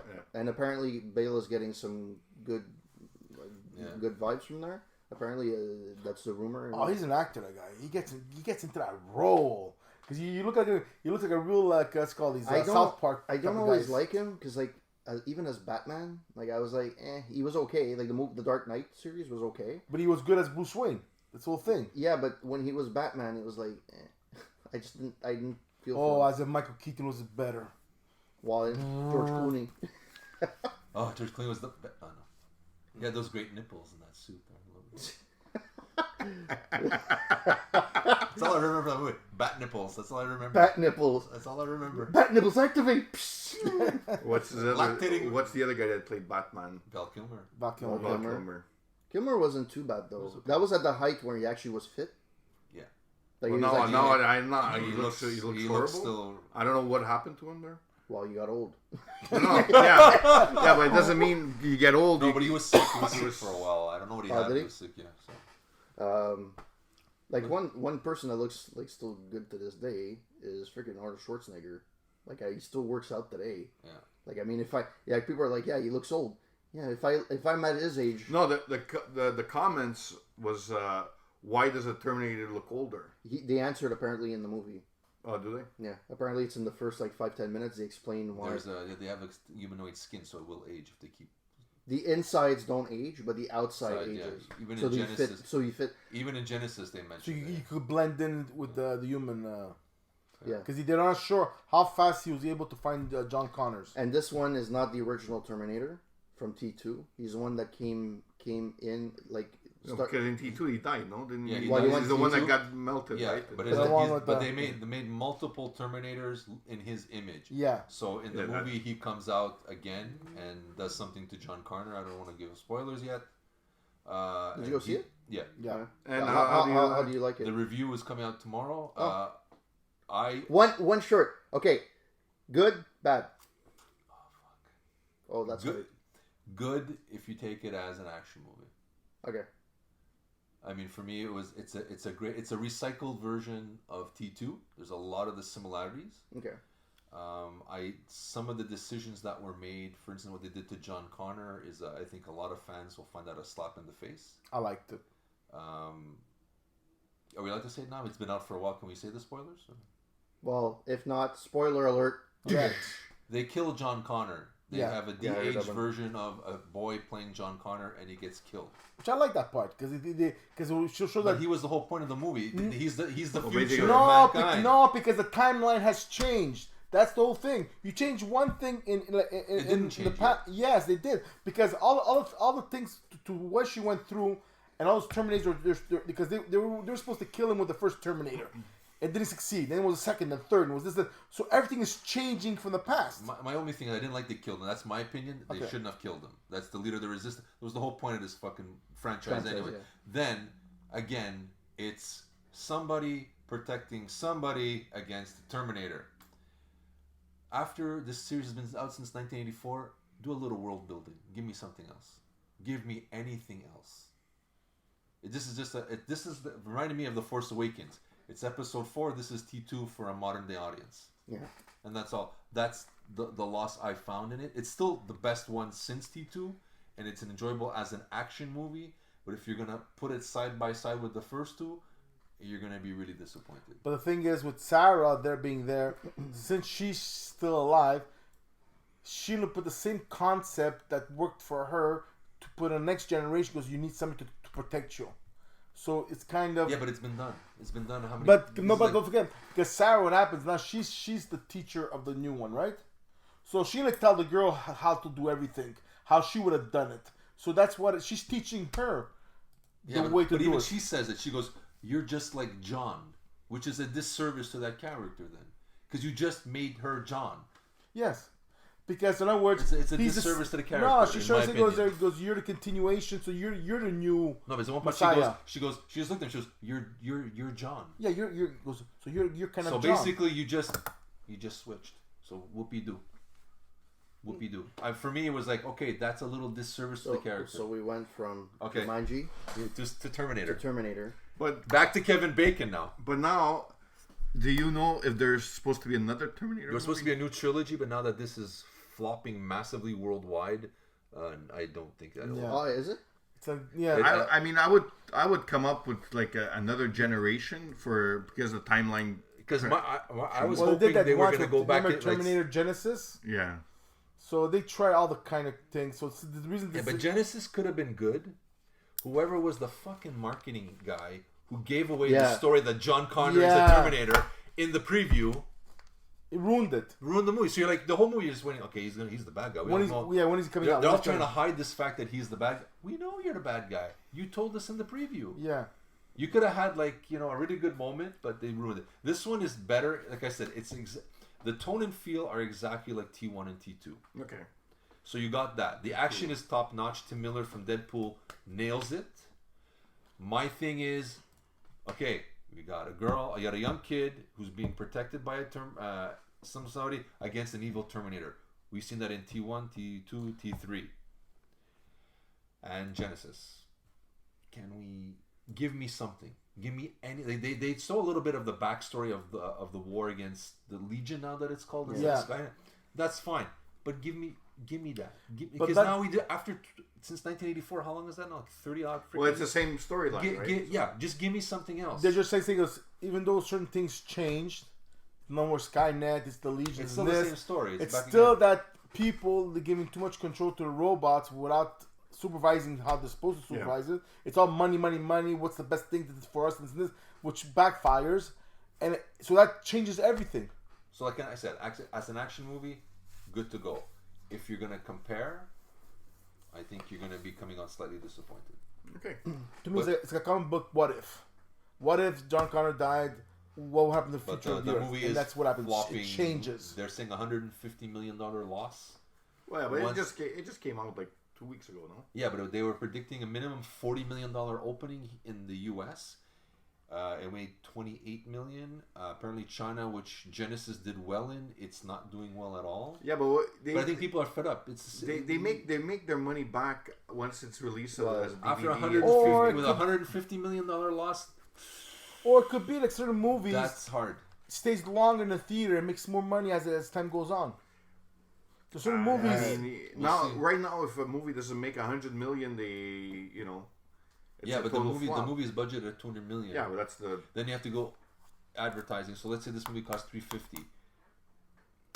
You need to make $40 million. They do calculations. It has to make $40 million to break even in US. Corporate, yeah. It fell short. Now they're going. It's going to fall short. And apparently, it's even doing worse overseas.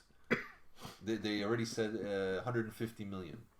So look, it's a good movie and everything for action. Is it original? No, it isn't. I think that's what people. I think that's it's not nothing like, oh my god. But it's still good. Very but good. Also, like, when we watch a movie today, okay, forget inflation. We're going to watch a movie now. I'm assuming it's in HD and whatever. Yeah. It's going to cost you anywhere between $15 to $20, at least Canadian. Yeah. And I've been like this for a long time. Is there a movie that I would pay that much to go watch? There's not a ton. No. And if I'm going to rewatch the same thing again, like, yeah, maybe there's a nostalgic feeling to it because you have Linda Hamilton. Yeah. I would know. But after that, I'm like, Like I said, it's a recycled version of T2. And I mean, I waited... T1 and T2 together. Yeah, I waited 30 years to see T2 redone. I think that's what the biggest issue with the fans are. I think they deserve a little bit more after all this time. Then you get James Cameron is back giving us a story. What did you do? Just to redo T2? Unless maybe he has to fix up a lot of crap before he does the next step. Yeah, but now he didn't do enough of it. They said it's a $150 million loss. I doubt we'll see a sequel. There if anything, a TV series. Yeah, exactly. But they tried with Sarah Connor, no? And that was good. They actually gave us something else, and it was actually decent. And that got shortchanged and got canceled after 2 seasons. But it was actually different. Pretty good, yeah. But this, like I said, as an action movie, yeah, I'm glad I saw it. It reminded me a lot of T2, and that's the problem. I kept thinking, wow, Cameron's version is better. I kept thinking, wow, okay, I like this better in T2, and I keep going back to T2. Like it can't stand on its own. At least from the previews, forget Linda Hamilton and Arnold Schwarzenegger. There's the scene in the trailer truck, the 18-wheeler, which is the ripoff from T2. Which looks similar to the one from T2. Exactly. It's the highway scene. Okay, I don't know if there's a motorcycle scene, but there's another scene in a factory type thing, like in T2. It's just the same. Like I said, the tone and feel is exactly like the first two, which is great. They got that right, and I'm happy. But I think after 30 odd years, you could have done. Like I said, you hear Cameron's back. He's giving him a story to work with. Okay, so basically you just said here, do T2 over again. That's your story. The way I looked at it is because in the science is this. It's like it got replayed, right? So now the past with T1, T2, it got erased from the future. So now there's a new one starting again. So now for Terminator to come into the past, because they want to get rid of somebody, right? Who's threatening them in the future. That happens to be nobody. Before it was somebody in America, now it's somebody in Mexico. So it's changing, and then maybe she gets killed. The core of it is the same. Yeah, there's somebody protecting a young kid from a Terminator. Yeah, because there's no potential yet. Although technically speaking, well, yeah, but like it's hard to change that because technically it's a vicious circle, right? There's always going to be somebody from the future. That's yes, come back, yeah, but I mean, right? I think I would like to have seen some world building where I don't know, like anything, like I don't know. But then after, for example, you want something different. Then after you do something different, people goes, but it's not true to the Terminator franchise. They want bonkers. So he played a bit more safe, being that you change one thing in the past, changes the future, and that's why this comes differently. And that's the same premise of T2. Yeah, so that's what they completely say. I understand. That's the next one. But I think if you would do the next one, yeah, maybe how would have been? But I think people were just. I think we're overhyped. We heard Cameron is back. He's co-writing the story. So you're like, okay, great. This guy was the creator, and his first two are considered classics. Okay, so we got something to work with, and then you watch it and go, "Fuck, this is just T2 with updated special effects." Yeah, and they killed John Connors. He's like, "Ooh," because when the guy comes out, that's the thing where John Connor was. Yeah. The whole point. I don't know. I mean, that I think, unless in the second and third part of that trilogy they were going to go back in time and stop the assassination of John Connor, then maybe that'll fix the problem. But I just think we may never know. We may never know. Yeah. All right. So next on the list, what do you guys have? I think you know I have the Irishman.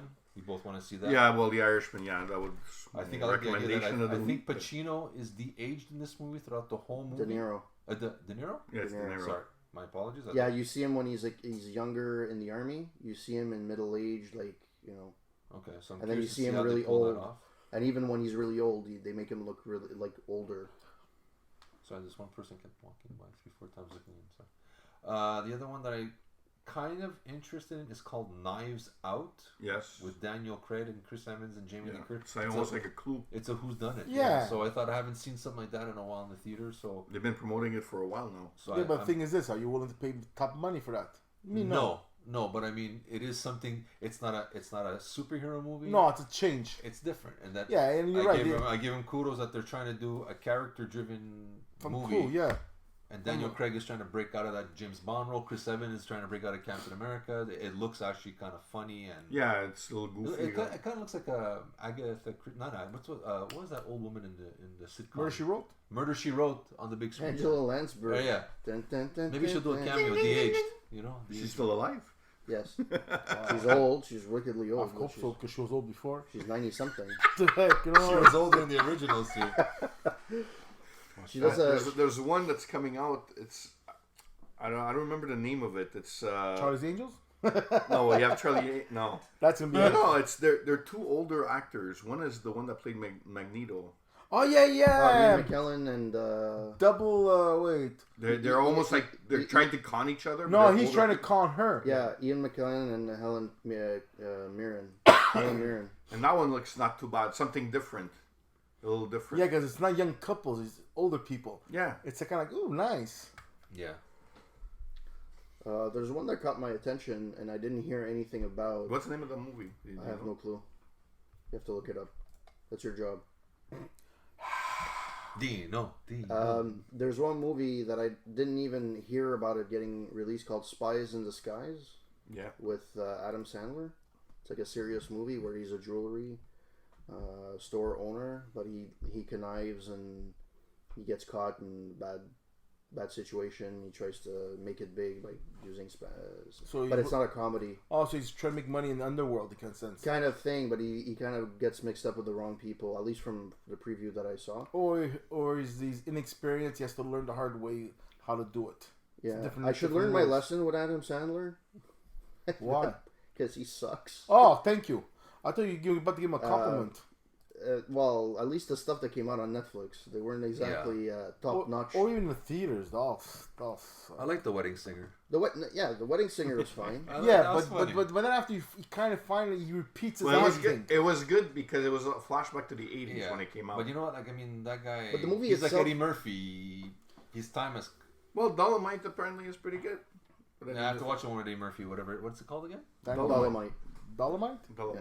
That looks good. I see Daniel. The name of the movie with Mirren and McKellen is The Good Liar. Yes. Okay, and it's coming out soon now. Or November 15th. Okay. In the States.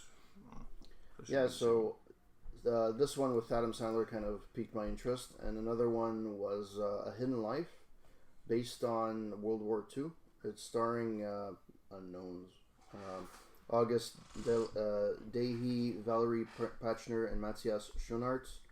It's basically a World War II German guy that goes against the German. He's a small guy farmer in Austria, and he wants to go against the Reich. Oh, okay, it's like almost like a Schindler's List. The only thing, it's like how many World War II and World War One movies? Midway, 1917. But there's also Midway coming out too. I mean, it's a little. I mean, some people love that stuff. Yeah, and there's another but it seems that it's it repeats itself. But even in like video games, how many times are you gonna talk about the same war? But there's only so many times. Like now, what movie? The Jojo Rabbit, which is a more light. That's a more lighthearted. Yeah, but again, it's during that same period. Yeah, but he made it more like a funny. Which I understand. It's not a war movie per se. It's more lighthearted, but it's still. You're in that era again. Yeah. There's only so many times, like even video games, Call of Duty, Wolfenstein. Yeah, but that one there is because you're seeing the war through the kids' eyes. I get it. That's not my point. My point is, it's another. Yeah. You can do different types of movies on the same topic, but it seems that there's a ton of movies from that same era that are coming out. Like Hidden Life is one of them. 1917 is another one. Jojo Rabbit is another one. On top of all the video games and everything that comes out, it seems like I understand. People love that time period, but like at the same time, I guess you know what, a lot of movie studios think they still can bank on that story. Man in a High Castle, which is an alternative storyline to if the Nazis would have won the World War, what would have happened. War movies, it's like horror movies kind of sense. You know, they run out of ideas and they just go back to the basics and this and that. It's like horror movies. All the horror movies basically based on the original, but they change it. But I know a lot of people they love war movies. I know a couple of guys. Like horror movies too. Yeah, exactly. They have a fan base and they just want. But it seems like before there used to be one ever so often. now it seems there's like a... Yeah, but at a certain point, they stop for many years. Yeah, I think they usually stop for 4 or 5 years. Yes, and then there's 10. Then one comes out, makes money. Ooh, they make 2. Yeah. Ooh, they both make money. Because like, it's a trend. Let's go for Kirk that made money, and then suddenly let's release a war movie. Yes, exactly. Let's do that. You had the same effect when you had Saving Private Ryan. Saving Private Ryan that made it really popular, and then you had a bunch of other like TV movies and stuff like that that came out with the same Band of Brothers and all this stuff. Yeah. So those are the ones like that piqued my interest. But to be honest, from my perspective, there's not a ton of movies that I can say, you know what, I need to go watch at the movie theater. The only one another one that sticks out a little bit is 21 Bridges with Chadwick Boseman. Yeah, from the directors of Avenger movie. Yeah. Which looks like a decent, like the drama, preview. Right? Yeah, drama. It's what, a cop movie then? Yeah, it's a cop movie. Yeah. It's nice. It goes against dirty cops. Dirty cops and stuff. A cop killer. As if we've never seen that kind of before. I know, but the way it's done, most of the characters are African American. Look, of all the titles we have, the only one I'm willing to spend more than Special Night is Jumanji. All the rest is like Special Nights or waiting for video or whatever. No Christmas movies for you guys? No. Die Hard. But it's considered a Christmas movie. It's true. But yet it came out in July. Yeah. The actual release came out in the middle of the summer. Yeah. But there's 2 movies I have here that they had trailers from, I think one was 2017 and the other one was 2018. 2017, I think it's Russia, was called Coma with a K. Okay. And it was trailers about this alter world, purgatory, or when you're in a coma. There's a movie coming out, or? Well, now they're doing trailers again, but now they're putting coma with a C besides it being a K, and then the A is upside down. And now they're putting English word. The actors are speaking English now. Before it was Russian, right, give or take. So it's a re-release. Yeah, probably. Now, if we go to the movies and go to video, who knows? And then the other one, the trailer of New Mutants. It's basically about the Marvel. Okay. And I think I seen this trailer in 2018, and it looks very dark. It looks, the Ring kind of sense. Okay. Put the Ring kind of special effects, lights, and everything, and put mutants inside there. And they're in this camp that the military has them in prison or testing them, to brainwash them to become military weapons or whatever. And they've been this movie's been on hold ever since Disney took over. Because what happens, they want to keep it on hold because Disney probably has the rights, whatever, but they don't have the rights for the X-Men, and they don't want to make this movie be so amazing. Then Fox, we're keeping the X-Men because it's worth more now. Now everyone wants to see the X-Men, so they wanted kind of like the X-Men to fall down. That's they could bid less, and it might come out when, I have no idea. It's scheduled for April 3rd, 2020. Oh, they said it now. Yeah, release date April 3rd, 2020. It was started in 2015, where they started thinking about the movie, and they actually made it in April 2018. Yeah, but the New Mutants has been delayed a number of times. Yeah, it's it. That's what I'm talking about. We saw it together like last year commercial, right? No, when we saw Split even. We saw Split the commercial. How long ago was Split? So now the New Mutants scheduled to be theoretically. Theoretically, you're not sure yet. That's it.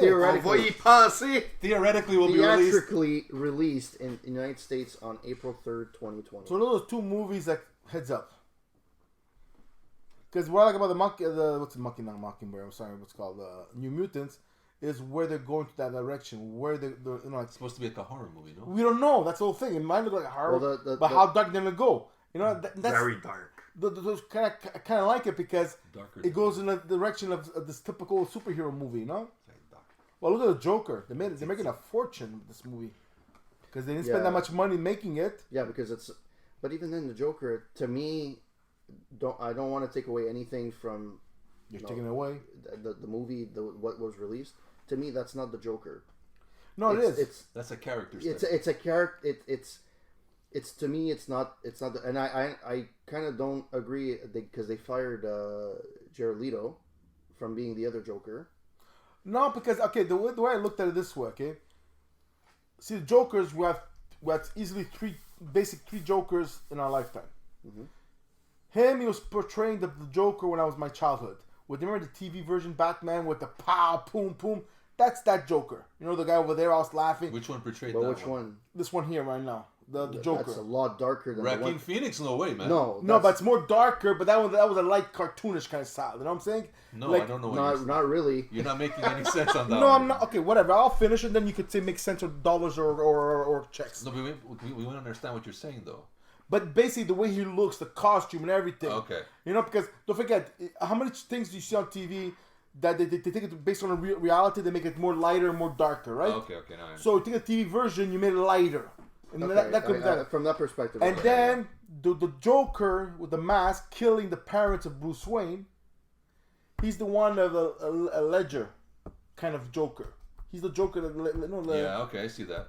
And then the one who played now the Suicide Squad, he's gonna be the Joker of the present. Because all three of them are different kind of Jokers in the comic books But too. Jared Leto got fired. Like Yeah, they threw him out on the curb. Because he said certain bad remarks and everything, but they need them. Well, he kind of got pissed because he's like, "Well, you guys released a Joker movie. I'm supposed to be the guy that's supposed to be Joker." Yeah, but he should shut up because now this Joker is portrayed in the 1960s has nothing to do with you. Yeah, but He was being a smart ass. It's Jokers in short succession. Like between the Jack Nicholson version and the Heath Ledger version and the current Joker, or even the Suicide Squad version, there was time in between. Yeah. This one, there was practically no time in between both. They were gonna do a Suicide 2 at one point with him there, but now he's not part of it, and they're thinking of getting Joaquin Phoenix now. No, that'll be stupid. That makes so. There was rumor. I don't know if it was official or not, but there were rumors where they did they do that to get free press, to people talk about it and this and that. That could be. You know, just to publicity, free publicity. But again, it's like I like DC, but there's no you can't. They keep making it. Every character is dark. Even Superman is dark. He's supposed to be the beacon of hope. Yeah, exactly. He's dark. Batman, okay, I understand he has a history and he's dark. He's always been dark. Yeah. But they're making it dark to a point where it's like, okay, dark is not necessarily good. Like I get. Yeah, but DC the most comic books they sold were dark Batman, dark Superman, everything like. But if you look at DC, all their comic books underlying thing was always hope. Everything about DC was I know, but if you look at the biggest money making they made, was the Killing Joker, Dark Knight from Frank Miller. Yeah, that's true. And then Superman also makes appearance. But again, right? it's always Batman. Like the one that made the most money in the last 20 years, it's Batman movies. Yeah, because that's what they keep going back to. Because more people can relate to a human than let's say a guy who can talk to fish. Right? Yeah, but Superman should be. No, I don't know. Aquaman did pretty good compared to Superman. No, Aquaman made $1 billion. It's the biggest money maker for DC. But Superman, he's like but they've been done. People are Superman is a Boy Scout like with a Spider-Man. kid. It's been done. Oh, Spider-Man, yeah. As much as I love Superman, he's my favorite. It's been done. Like, show me now. Let's have a Green Lantern movie, like a good one. Let's have Hawkman. Let's have Flash. Let's have Green Arrow. The DC. Well, they had Wonder Woman came out. They came out pretty good. The DC where they're actually doing really, really well. It's on the TV. Yeah. Which now they're gonna do Supergirl, but they're gonna have a bunch of different universes. Yeah. Tom Welling is coming back as Superman. It's Crisis. Brandon Routh will be. They're doing Crisis. Yes. Yeah. They're bringing a bunch of different Supermans from different eras. dimensions. And I'm looking forward to that. I don't know. Me too. Yeah. That looks really cool, and the fact that it's Tom Welling, because you never really see him in the Superman costume. No, yeah. So I don't know how they're gonna. He just said yesterday he's in it for I think 2 minutes. Probably. That's it. Yeah, he said it's very, very, as he said, very, very, very, very short amount of time. He goes, don't think I'm gonna be there 10 minutes and 15 minutes. But there's a lot of hype on that. Tom Welling. Which one is that one? The guy Smallville. Oh, okay. Yeah, the one they're pushing is Brandon He should have Routh. been the Superman in the movies. Yeah. Oh yeah.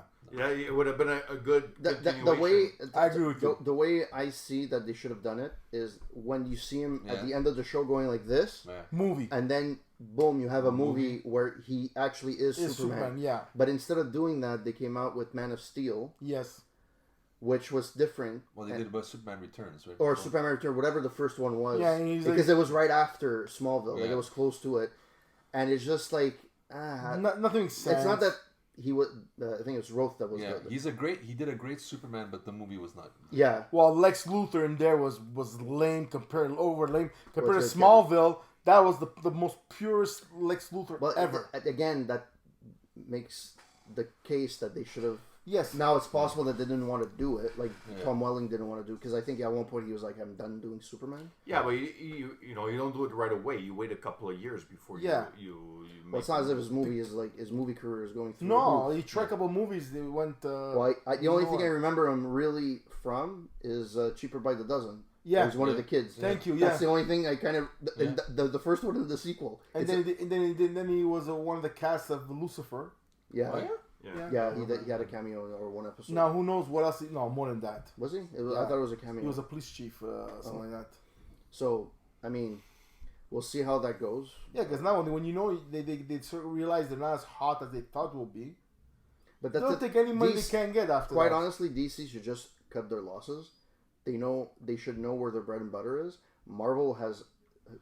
Like they had Netflix, but that didn't work out. Now they're gonna reprise it on the Disney thing. Well, now isn't J.J. Abrams taking over DC now? He's got carte blanche and he's gonna do something. So. I don't know, but DC has the TV market. CW has a whole superhero Thursday, whatever it is, where you have Arrow, you have Supergirl. Black Arrow is finishing this year. It's much more lucrative to make the movie. Then you have the the other one, Legion of Superheroes. Well, later on, I mean. Which is the Superhero of Tomorrow, something like that. But nothing stops them from making a movie based on. Like you grow with the characters on recording, and then you make a movie. Even Supergirl, it's cute. It's nice. Yeah, but I stopped recording. But you know what's the best one? Black Lightning, and Flash. Yeah, Flash is very good, true to the comic book kind of sense. Yeah. And Black Lightning, it's very it's more realistic than the other ones. I like how they incorporated the old Flash. Oh yeah. Like the fact that they made him his dad, like the original actor, they made him his dad. That was beautiful. That was a good wink to like the original show, because a lot of people don't remember the original show. It was only there for like a season or two. But they did a lot of the series. One of the main scientists of the Flash, she comes back. But I like she owns a company. Yeah. Then one of the main villains, which was the guy of what's called Luke Skywalker, I think he was. Yeah. Toy Master or something like that? No. Something like that. Yeah. Wizard or something like that. Anyways, he comes back. I love it. You know, they'll come. I like. Well done. I like the fact that they went the different dimensions, but it's the different Flashes from the comic books. Yes. Like the original one with the metal hat with the whatever, and then they got the original Flash that I remember when I was a kid, like the red suit. The original series. They went to get him. Like they did it right. Oh yeah, it was a boy on the best. It's actually. What I didn't remember from it was their daughter that came from the past. Was that in the comic book? The future. Oh, the future, yeah. That was in the comic books at a certain point, because they have a lot of. Well, they must have a different. Then after the time change, don't forget the good thing about comic books. What it is, as soon as they make a mistake, they change everything. Yeah. Somebody dies or a god from the past comes in and changes the whole timeline. You know, so they could do that. But in the movies, people have no patience, because the next movie you're gonna do, it's 3-4 years later on. Yeah, but the TV is different, because TV you can tolerate more because you're not paying for it. In most cases, But not only that, it's less. It's 45 minutes, and you have a week later to convince you if it's good or no good. A movie, you have to wait 2 years or more to convince you if it's good or no more, and plus you say a lot of money. Well, there's a lot of movie. To say that there's a hell of a lot of movies. When you look at Netflix, going through the movies to see what to look at. We have a shitty catalog compared to like the States. I mean, you look at it, and there's so many movies. How much movie can you watch? Yeah. I mean, you can't possibly watch everything unless you stay home all day. Yeah. I want to be a millionaire. Why? I mean, I'll watch all the movies. I'll catch up when it's really cold out, and I can. Yeah, you watch whatever. Like I'm gonna make an exception. I'm gonna watch The Irishman when it comes out. Because that's something I want to watch. But then you go crazy to watch all these kind of movies. But then the movies you think that I have like me and like Steven, we have this movie collection. We don't have time to watch it because there's so much movies to watch. Well, I stopped buying DVDs a while back and I have a hell of a lot of older stuff there, a bit like you guys. But when do you really watch it? I'm buying a lot less. I'm only buying ones I'm going to go back to. You know. I like the classical ones there, the Steven Seagals and the Van Damme stuff and all that, the old ones. But even then, most of them you could find them to stream. Yeah.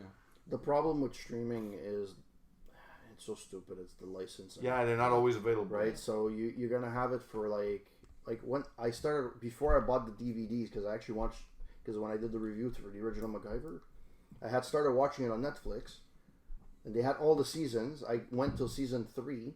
And then it disappeared. Yeah, they didn't renew. The license ran out. Oh, so you don't know when it's. Well, no, it's licensed. Well, they release it. If you go online, like every month they'll tell you, okay, this is finishing, this is starting. But I mean, I didn't know. I was watching. I'm like, okay, I'm going to review it, and then I came to sit down one day. Yeah, it wasn't my playlist. I started playing. Yeah, it's not available anymore. All right. Yeah. So I bought the DVDs, but like. In general, the selection here in Canada is not too bad. Now I'm thinking, I don't know if I'm going to be getting the Disney Plus. It's getting released November 13th or whatever. I don't know if I'm going to get that. Is it the same thing as Amazon Prime and Netflix, where the selection here in Canada sucks? Or it's not as great? Yeah. Well, Disney, how much shows can they have? They they took all their licenses, all their properties. All the Marvel things. All the Marvel, all the Star Wars, and all Pixar, because Pixar is Disney now. Yeah. So anything that's Indiana Jones, anything that's their property, it's going over to Disney Plus. So there's a crap ton of stuff off Netflix now that just got like booted out because it's going to be on the new service. So now next Netflix have a little hole. Then Warner they're producing a lot of stuff, huh? Yeah. For the last year, they've been producing a lot of their movies and a lot of stuff. But the thing about Netflix is that it doesn't mean that they're great. Like at the beginning, they would come up with stuff and it's like, oh, this is really cool. It's really good. And now it's kind of like you're watching some of the movies and it's like, even the stand-up. Yeah, some of the stand-up, I'm like, ew. Yeah, they're not funny. I'm like, the one, what's his name? The guy that was playing, he used to play in, the Asian guy, the guy's a doctor in real life. Medical doctor. The guy from Hangover there. Yeah. I don't know. Is he from The Masked Singer there? One of the judges. Maybe, yeah. He did a stand-up, and it was like, he's funny, like, on bits and pieces, but to have to think that anybody could be just stand-up and just do something. I just hope that Eddie Murphy, when he does do his stand-up, it's good on Netflix. He seems to, in all honesty, he seems to actually, like, even SNL, he goes, there's no point in me going back to SNL and do a shitty job on SNL. I actually do want to do a good job on SNL. I want it to be funny, right? So he actually wants to do something funny.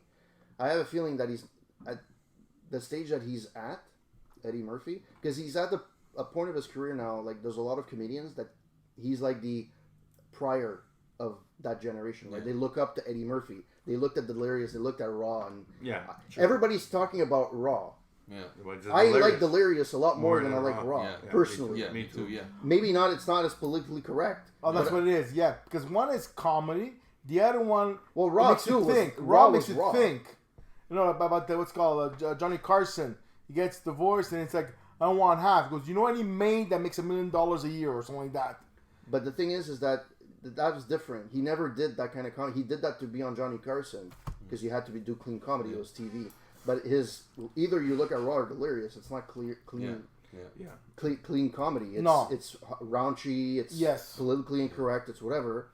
Now he's at a point where people are looking up to him. He has, if he thinks the material sucks, he's gonna tell Netflix, I don't want to release this. He doesn't need the fucking money.